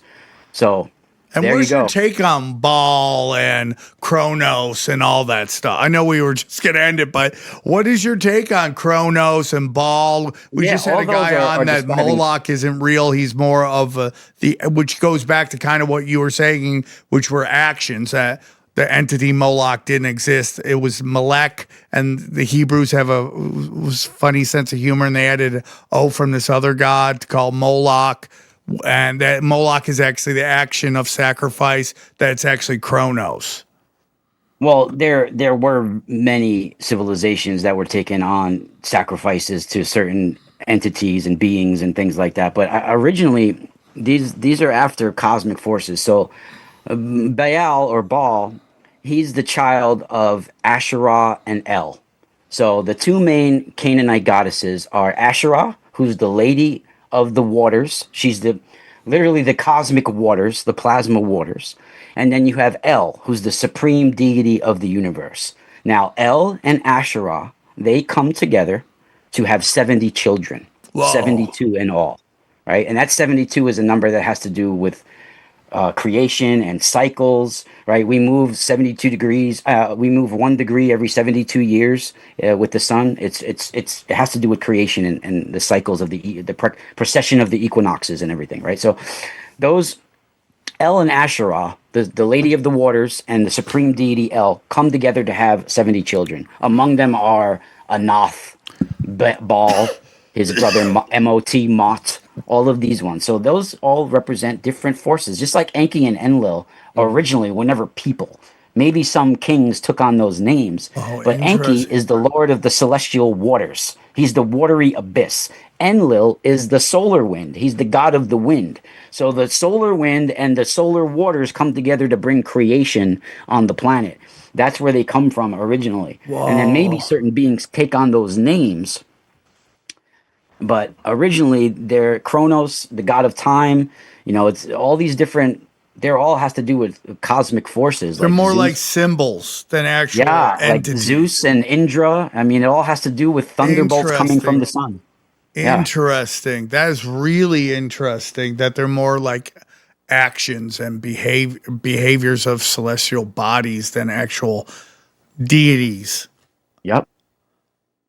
Interesting. But is Baal a deity?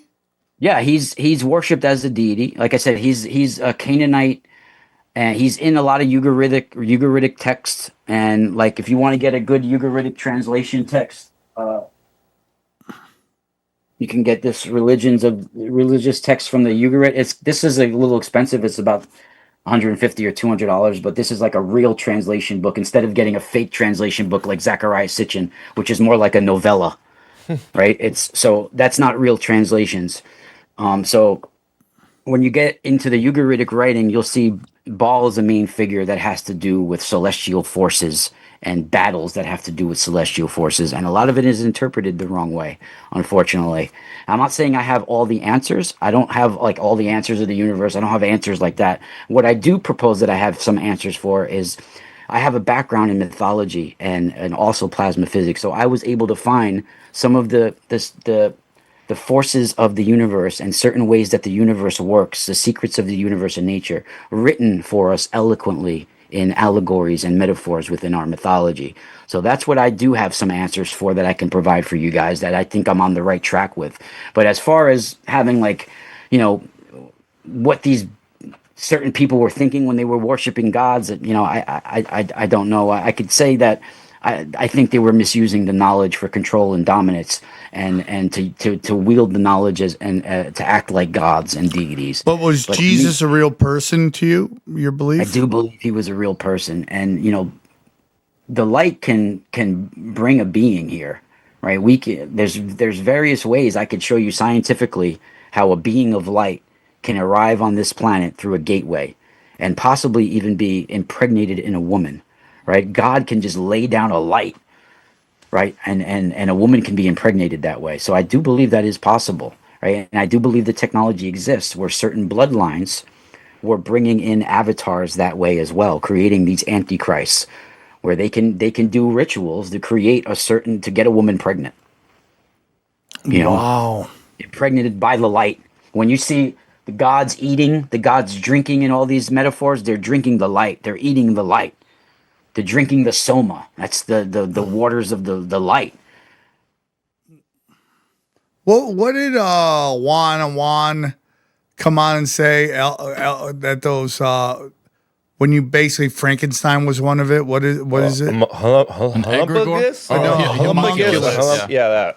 Interesting, dude. Interesting. Those things. Yeah. Ra, great show, man. Stay on. I want to talk to you. I appreciate you guys. I hope you guys enjoyed the show. Thanks for coming on. Open door anytime you want to come back.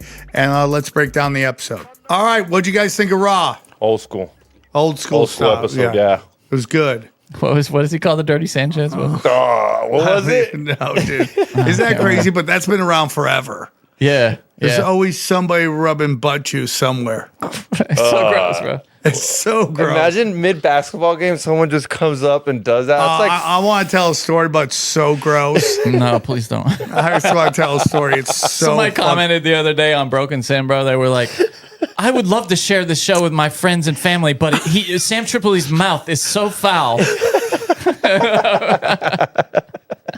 I was like, okay. Well, that's the one thing about doom scrolling is I try to keep it somewhat. Oh, thanks. Yeah, thanks. You're sabotaging Broken Sin with your butthole. Yeah, but nobody goes, "Oh, I'm watching it with my kids." That's what this woman was. She was like, I would love to send it to my with people. People tell me they watch show with their kids. My Christian friends and family, and I can't. That's not the show, though. That's not the show. Tell her that. So, lady, so you're gonna tell this story or not? Are you gonna tell this story or not? No, it's so gross. Yeah, I'm not. It's so gross. XC's just talking about people wiping jizz on their eyelids. Yeah, but it's up there. That's as gross. Really? Yeah. Is it worse than the one that guy called in and told us on BS about? Remember his? Where is he? It fell into his But what? I haven't We heard. can't tell it. It's go back and listen to. Do you know what episode it Broken is? At least they can go watch it. 73. I don't know. 73. Go watch 73. Anyways, By the way, we're 5 away from 200, or no, 3 away from 200 on BS. oh, what are we gonna do? We're gonna do a big celebration. I thought we would do a circle jerk, is what I was thinking. Like, Have a guess. on and Zoom. whoever blinks first loses and has to finish the other guy. Johnny, you're No, the it's on reason. Zoom. You're the It's on reason Zoom. she can't share this either to her friends and Yeah, family. Johnny. Yeah, don't just throw Sam Sorry, under the Trisha. Sorry. Sorry, you're not into Oh, jerk how off we stories. turned so quickly, dude. I thought it was great. I thought it was a great episode. I really got a lot from it, and it's really starting. It kind of piggybacks off of Matt LaCroix stuff. It did a lot, yeah. When you're talking about like parallels from like the macro and the micro, paralleling each other. And also, he said that these aren't real entities. They're more of like Representations, actions and representations. Yeah, But it is interesting that some of the things are real deities, right? It's like, how do you know it's real? How do you know it's not? have to use your intuition, I guess, right? It's just, I find it very, very, a very complex conversation, and I like it a lot. I really like this episode. Me too. Yeah. These are the fun episodes. I mean, you can get into all the same stuff, but it's just, these are the ones that go, okay, there's something bigger going on. Don't fall for the traps. That's what I love. Okay, if you go to samtripoli.com, I got dates coming up. Huntington Beach on Mother's Day. Come hang out. Austin, Albuquerque, my thousand. Oh, go up. The Austin date is my dude, listen to me. If they let me do this special, it's going to kill and it's going to piss off a bunch of people. And I don't care. I was at the Comedy Store last night. And he goes, man, this one of the door guys there, black guy, he's like, dude, I just got to tell you, I love your comedy, man. I go, oh, good. Somebody here likes me. Yeah. He goes, I go, what do you mean? He goes, I think everybody here hates me. He goes, dude, I'm telling you. I'm like, great, you're going to confirm my worst fears. He goes, I was talking to this guy about how funny you are. And he goes, yeah, but he says the N-word. And I go, dude, I tell the story of me being called the N-word. Like, how can't you understand the nuance of that? Like, how you don't understand, I'm not calling anyone the N-word. I'm talking about me being called the N-word. Yeah, the story's not calling you the N-word. No, it is No, about... I mean, it's not the guy you're talking to. It's not like I called you the N-word. It's not like I'm calling black people the N-word. I literally have a joke about how I don't call black people the N-word. And the person who called him the N-word was a black person. Yeah, just in case you don't know. Them, the other one was a paraplegic. You should do a really racist Paul Mooney voice. Is what you should do when you tell. I do it like this. Oh, homie, you ain't what? Well, that's just what he sounds like, though. Yeah. Boy, I should do Johnny's black voice. Ba-dee-ba-dabba-dooba-dabba. Paul Mooney's so funny to me. He was the best. Yeah. Albuquerque. Sold out, dude. We haven't made a decision if we're gonna have the meetup show the next day or the night of. I just feel like the night of everyone's gonna be tired. Next day. Yeah, next day. I know a lot of you guys are leaving town. I'm sorry, but the next day. There's a really? World Cup game. Oh, I mean, we could hang out a little after, right? Like, go get some food or something. Maybe we can be like, hey, we're all gonna go down the things. Yeah. It's not gonna be the official meetup. That'll be the next day. There's a place with the best cheeseburger in Austin called Casino El Camino. It's open until 2 a.m. Johnny, dude. Johnny was And it's just right across the street. We'll go blue down there. chew gold hard on that Oh, thing. boy, was I. Oh, my God. Lawrence, Kansas. You forgot Joke World. Oh, St. Petersburg, Florida. World. We love Joke World on this pot. Okay, Lawrence, Tulsa, New Orleans, Austin.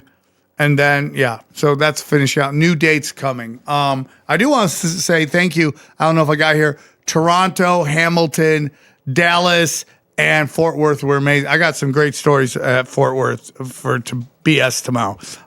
Who gave you this? Oh, Manolis in Hamilton. We got two rotary phones. Two for Tinfoil Hat. One for the Comedy Store, and another one for the Joe Rogan Experience. I don't know if he'll take it, but I'm going to bring it to him. It's kind of cute. You go to samtripoli.com. You get all my videos, all my premium content. Real quick, guys. You guys, get on my newsletter. Okay, it's going to tell you where. It's going to tell you what live streams I have scheduled that week. It's going to tell you where I'm going to be performing, what episodes are coming out. When does that start? I thought it was supposed to be starting already. It already started. It did. Okay. Yeah, that's what's coming. And then it's also going to be me with any picture I take with hot chicks with big racks and black people. Oh, those are the best. Are you gonna do prom picture style? Yeah, only with black people though. Go down. All my premium content, I will tell you, I will put my premium content up against anyone's premium content. It's the best. What about Netflix? I will put mine up against Netflix. Yeah, dude. I'll put up against only Netflix. good thing on there is beef right now. Yeah, that's it. Go Oh, down. I haven't watched the new season. It's good? It's good. Good. Beef. Which one's that? The Ellie Wong thing? Yeah, they got Yeah, season yeah. 2. Oh, they got season 2? Yeah, Are they they just still dropped bad it. drivers? Yeah. I mean, come on, dude. I love Ellie Wong. She's so good. I love that she sold a show about Asians can't drive. Like, that's the most brilliant shit I've ever seen in my life. It's amazing. 2 Asians, they can't drive. Buy it. We want it. Give it to us right now. She's so funny, dude. Go down. Cash Days, talk about it. It is it's been the markets have not been complying, but somehow Howie finds a way. It's also a great place to meet people who are interested in saving for retirement and for their future. So come hang out at Dude. Patreon.com. Patreon.com/Cash Daddies. Go down. Chaos Twins. I'm having problems with Kickstarter. They won't let me add my bank info, so we're still waiting for the funding to start. Oh, it's funny. I wonder if there's something going on because I noticed a thing on YouTube too saying your bank info was funky. Why are they messing with my bank info? What if you got debanked, dude? It's probably coming. No HUD loss. Go. T-shirts. I got new T-shirts getting made right now. There's no T-shirts up. Okay, go back. Gold and silver. Wise Wolf. Aquacure hydrogen brown gas, Harley Ray, chemical free body. I took it today. I love it. Joel Staley, Get in Shape, EMF rocks. Dude, I'm telling you, dude. All these podcasters, they're doing all this EMF. They're starting to lose their minds, dude. Prometheus, on or off? Off. I'm off this week, guys. Sorry. Okay. That's, and then, yeah, anything else? Oh, Nuke Social. If you join Nuke Social, you join Mastodon. And you get all these people's posts. It's everyone who thinks like you. You also get all my social media on there. So you get my tweets and my Instagram. Anything else? Hit that like button, subscribe. Go check out my podcast, XG Marks the Spot, please. New Broken Sam is out. We did we go crazy on the new Broken Sam? We did. Go to youtube.com/tinfoilhatofficial. Join that. Our numbers are going up. We're starting to go up on numbers, dude. It's going. Starting to get in the double digits. There we go. Finally. The double digits? Yeah, instead of getting 9, we're getting 13. I mean, everyone else is getting 50, but who cares? I mean, apparently we're just real pieces of shit. Oh, this one did really good. One of the best episodes of the year. That did great. That was a good episode. That was a great That is a episode. great episode. Yeah. Doctor, what is her name? Heather? Yeah, you guys should check it out. That was a great episode. And guys, if you go to youtube.com/Sam Tripoli Comedy, okay, my new special is about to drop. Yeah, whatever. Go to that's it. Right there. Nope. Go back. Sorry, I don't know why it's not showing you. Go to videos. Yeah, right there. Hero is about to drop. Hero. It's my 5th crowdwork special live from Batavia. It is fire. What day is it dropping? May 2nd, right? May 2nd. I got to change the time. It's not going to drop at 7 in the morning, but I am going to put it out, so I got to go change that. And that's about it, man. Yeah, so anyways, I thought it was great. Plasma's a big deal right now, dude, because a lot of people think that plasma... It's a big deal right now, yeah. What? It's just a funny way. It's like Trump being like, America's the hottest country in the world. He started to say that now. I just feel like you saying that. Like, plasma's hot. It's so hot right now. It is. It's a big deal because they think a lot of these scientists going missing are all working on plasma. I hadn't heard. I thought it was anti-gravity, but you're saying plasma. Might be this. It might be all connected. Could be. Yeah. If I understood any of it, I would that's agree. where you find out about ghost moons and stuff like that. I haven't heard anything about ghost. I want to. Will read you look about up that. ghost moon plasma? Ghost moons. Plasma ghost moons. Okay. Is this anything like moon waves? Like what Crow 777 was talking about? Yeah, that's what he was talking about. This? The Kudurinsky clouds. Yeah, that they found these weird, like plasma clouds in space. Here, let's look. They're actual moons or they're clouds? They think they call them moons, but like right down, go down. Here's go a down. story That from- one Like right this one there. right here? Yeah, that's what they're calling. Here's a story from NBC News from 2018. It says, everyone knows Earth has only one moon, or is it 3? Astronomers in Hungary say they've detected a pair of what some call ghost moons orbiting our planet not far from the moon we all know. The hazy clouds of dust, tens of thousands of miles across, but too faint to be seen with the naked eye, were first detected almost 60 years ago by Polish astronomer. That's where this thing comes from, Kordaluski. But the patches of light he found were too indistinct to convince some scientists that they're really there. And the existence of these clouds has long been a matter of controversy. Yeah, because they go to find them, and then they disappear. And then they'll reappear. They may not look like moons, but these dust clouds, it's that red image you have there. Can you pull that one, the one in the middle, actually? This one right here? Yeah, right in the middle there. That's what is on the screen that I'm looking at. It says they may not look like moons, but these dust clouds Can you click it? I did. orbit the Earth It's at loading. roughly the same distance. It's those two things. L5 is one of them there. Plasma dust, which I wanted to ask him, what is plasma dust? Think of them like the cloud of dust you get when a car drives down a dirt road. Astronomer Phil Plait said, boy, Phil Plait, he's the guy that goes out there and defends NASA all the time in the moon landing. There it is. He's Phil Plait, the guy that's talking about plasma dust, is the guy who debated Rogan on the moon landing on that radio show all those years ago. He's the guy I'm quoting right now. Phil Plait says, think of them like a cloud of dust you get when your car drives down a dirt road. So they're not really moons in the usual sense. Of course, Phil Plait would say that. They orbit Earth at roughly the same distance as the moon, about 250,000 miles away. One cloud orbits ahead of the moon and the other behind it in specific regions of the sky where Earth's gravitational pull is canceled out by the moon's. Oh, interesting. So maybe it's they're calling it a gravitational vacuum cleaner that collects dust and gas that can persist for decades. So there's like a gravity hole there almost, where the gravity of the moon and the Earth kind of cancel each other out, and all these particles are collected in that space. Is a theory. Kind of like in that middle of the ocean where the trash Great collects. Pacific Garbage Patch. Yeah, I guess I suppose. Kind of like that, yeah, in a weird way. Yeah, it's kind of just dust collecting there. The idea here is that when you have a biggish, boy, that's really scientific, isn't it? A biggish? Yeah, a biggish object, a bigly object like the Earth, orbited by a smaller one like the moon, there are regions of space where the centrifugal force balances gravity. Put a much smaller object out there, and it'll stay there for a long time. So that's what these clouds are. Interesting. But it's also when people say the moon is like a liquid, a plasma. Yeah, some people Does say it that. create dust? And what is plasma dust? Flakes? It's like dandruff. Interesting. It's like moon dandruff. Johnny, thank you for that in-depth. That was a Moon biggie. dandruff. That was a biggish description. I wouldn't have been able to read that. Yeah, I mean, you had to put the dot there so you knew what they were I talking know. about. Yeah, there's so much, dude, that that normal people just wouldn't have any concept of. Like, you know what I mean? Like that they show us that in a telescope, and we're like, oh, okay, wow, cool painting. Yeah, It's like whatever. Trust us, dude. Trust us. That's what that says to me. That's one thing that I respect about microscopy is that when you take some pond water as a kid, I remember putting it under a real microscope and seeing what is in pond water will blow your fucking mind, dude. There's all kinds of living things with arms and legs just crawling around in pond water.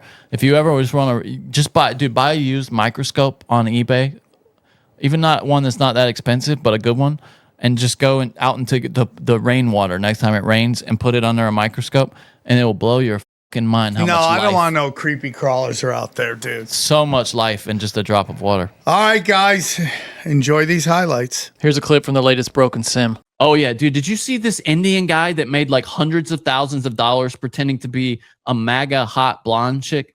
Oh, yeah. It's so fun how dumb we guys are. If I hear another woman talk about how hard it is to live in the patriarchy when fake women are making six figures, I'm gonna lose my mind. This shows what happens when a man gets the resources, the physical resources of a hot chick. He makes his life savings. A comely MAGA influencer who racked up millions of followers with patriotic content of her posing in a bikini while fishing, drinking Coors Light, and shooting guns. What's her name, Johnny? Has been unmasked. I'll check in a second. It says right there, Sam. Oh, okay. Yeah, I mean, it's the next sentence. No, that's the guy who did it. Sorry, dude. Has been unmasked as an Indian man who put himself through med school on the proceeds of his trickery. Immigrant mentality, bro. Sam, a 22-year-old orthopedic surgeon in training, told Wired that he got the idea to sell AI-generated images of a young woman in a bikini while scrounging for money in school and trying to save up enough to immigrate to the U.S. after graduation.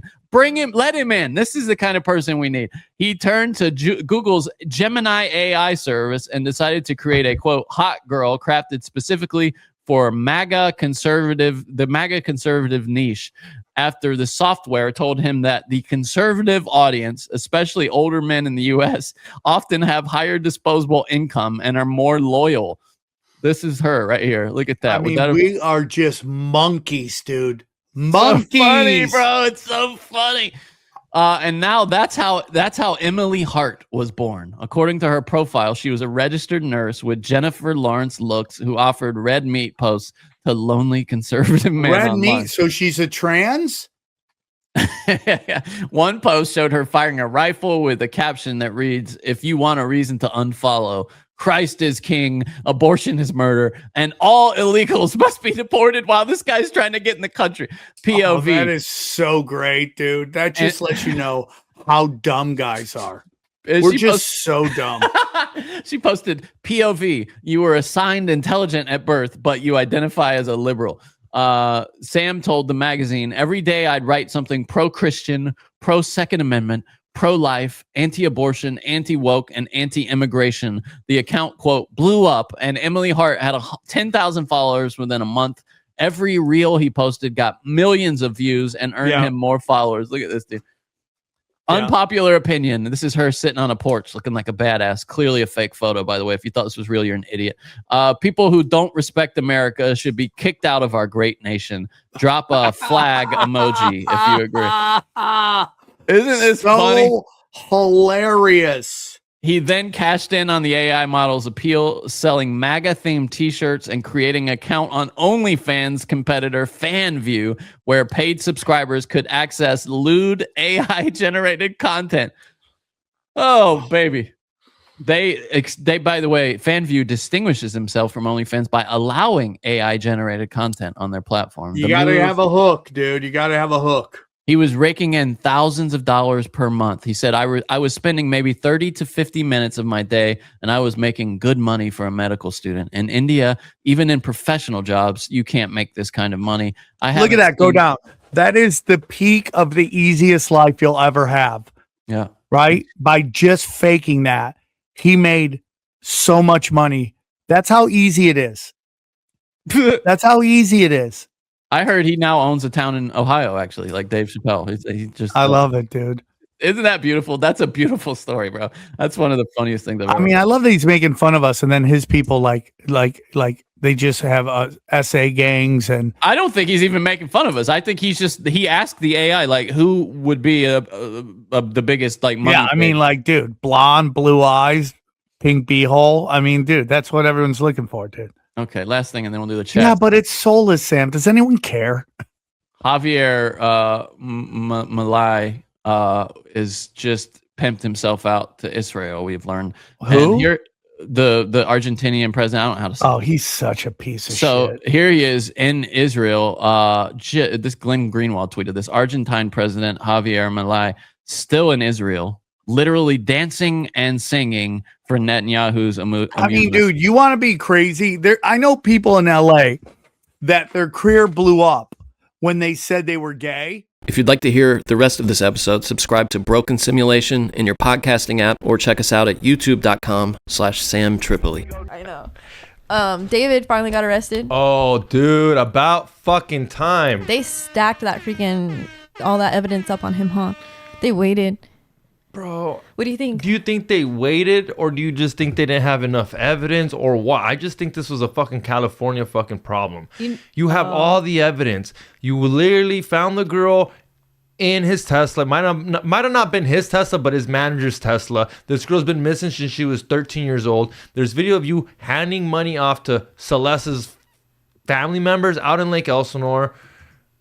There's songs of you that you saying that you freaking did it. Yes, like I don't understand what more evidence we needed for this to fucking go down, and it finally went down, and we're all like, yay. No, not yay. More like, what the fuck? How long did this fool hang out for? You know what I think they did? I think they waited and got everyone around him to turn on him to where like no one could back him up or say take the rap or anything. Do you know what I mean? Like how they brought in that little Asian kid and stuff first. I agree with that, and I understand you gotta cross your I's and dot your I's, whatever the fuck people say. What do they say? What do white people say? Cross your T's and dot your I's. You gotta cross your T's and dot your I's. You gotta do that shit before you arrest them. But dude, he was out for 6 months. After you kill someone and you're kind of a pedo, Why? Okay, super. Okay. She was 12. Okay, all I'm saying, super, whatever. But what I'm trying to state is, after we found that out, there's no reason you should be out. Yeah. Free. They should have got him sooner. Yes, that's what I'm trying to say. But like, it's because his dad's a lawyer. Yeah, but that gave him 6 months to fucking play Fortnite. They also had no proof. They didn't have actual proof. There's probably no fingerprints. There's no nothing. They just have him being a pedo. You know what I mean? That's it. That doesn't make him a murderer. See, and like, what a fucking retard. He was, like you said, his case has been out. She's been dead for what, 7 months? I guess, yeah. They found the body around 7 months ago. This guy's been out and about for 7 months. And they went through his phone and they still found CP. Yeah. Like, you knew you were eventually going to get caught up, and you'd want to have that on your phone, or you think he was at the whole thing where, like, you know what? Maybe he took pictures of them hooking up, and then that's what they found. Okay, that's still so CP. I was about to say, do you think it's actual CP, or you think it's CP of her? I get what you're saying. It sounds terrible, but I get what you're saying. There's two, and they're both horrible. Yeah. CP. But it's very like I'm not dude. If you have CP, that's what I'm saying. You got to be careful. I know. I'm not justifying any of it. I think it's them too. Like them, he recorded them or something, and that still counts as CP. I think he has CP. Like other stuff. Yeah, I think he's fucked in the head type of shit. I'm gonna play this of him getting arrested, and then I'll go play that one where he has other girls. Okay, which is nuts because I've gone down this rabbit hole. I have not seen him get arrested. I did not watch the actual interaction of him getting handcuffs put on him. Look, it's gonna obscure my view from the gate. The gate.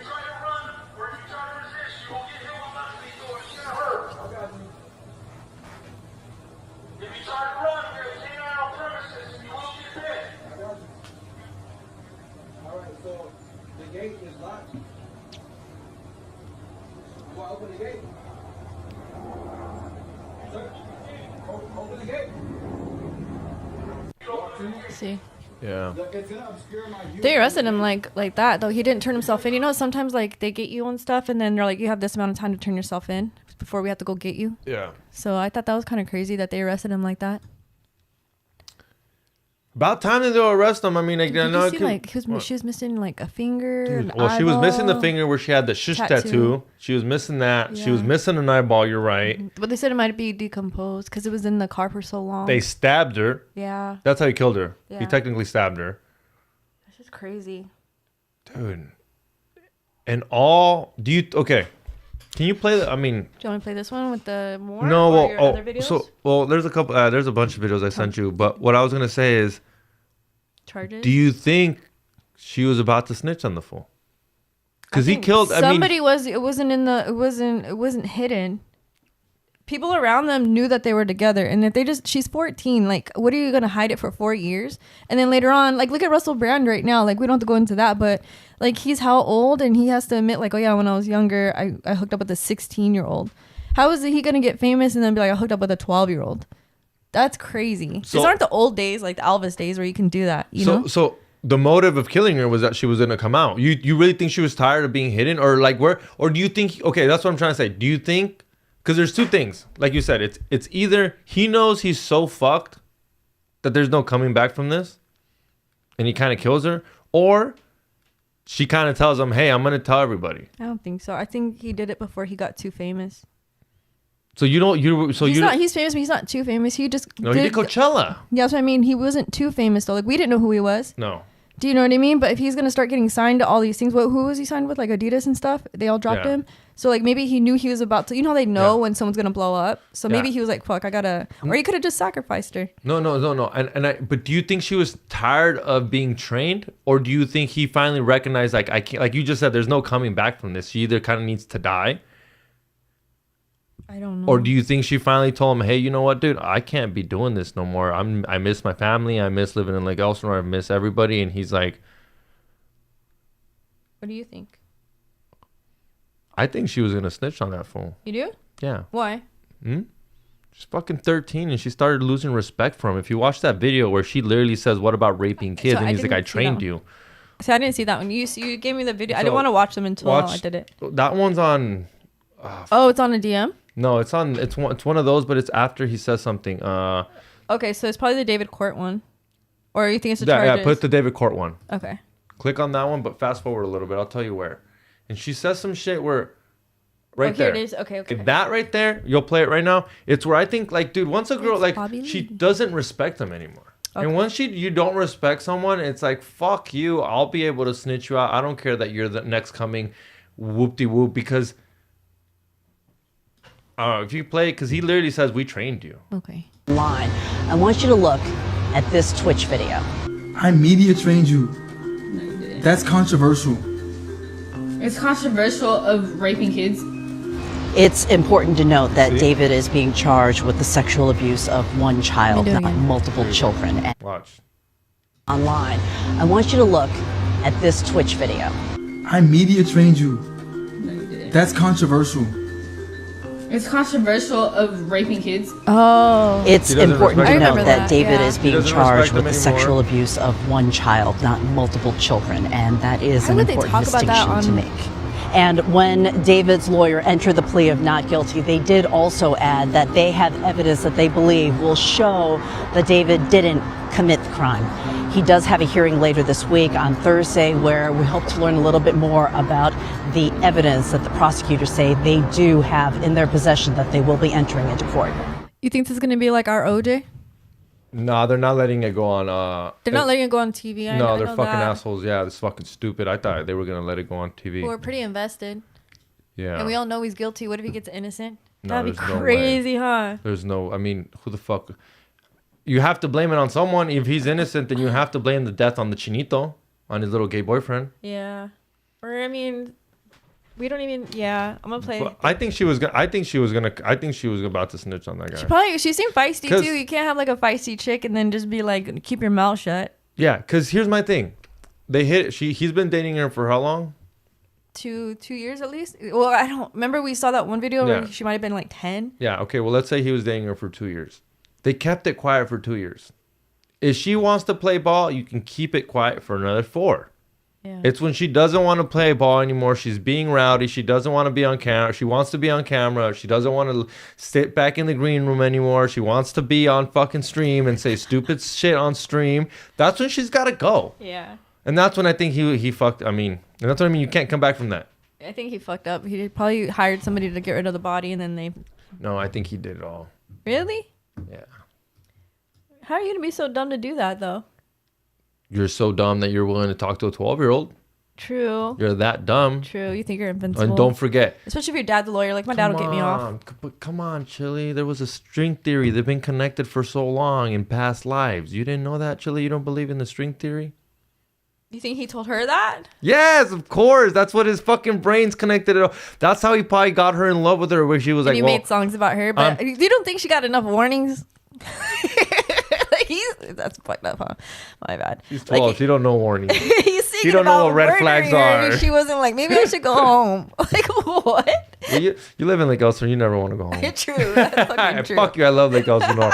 We're about to get a yacht club. You saw that? I saw that. About to get a yacht You're club. like, now I gotta buy a yacht. Yeah. This fucking guy. Guess who fucking DM'd me? Who? Rob. Fucking DJ Paz. He was like, you want to go in on that? Shut the fuck. I swear to God. I was like, don't fucking give me ideas, DJ Paz. That's crazy.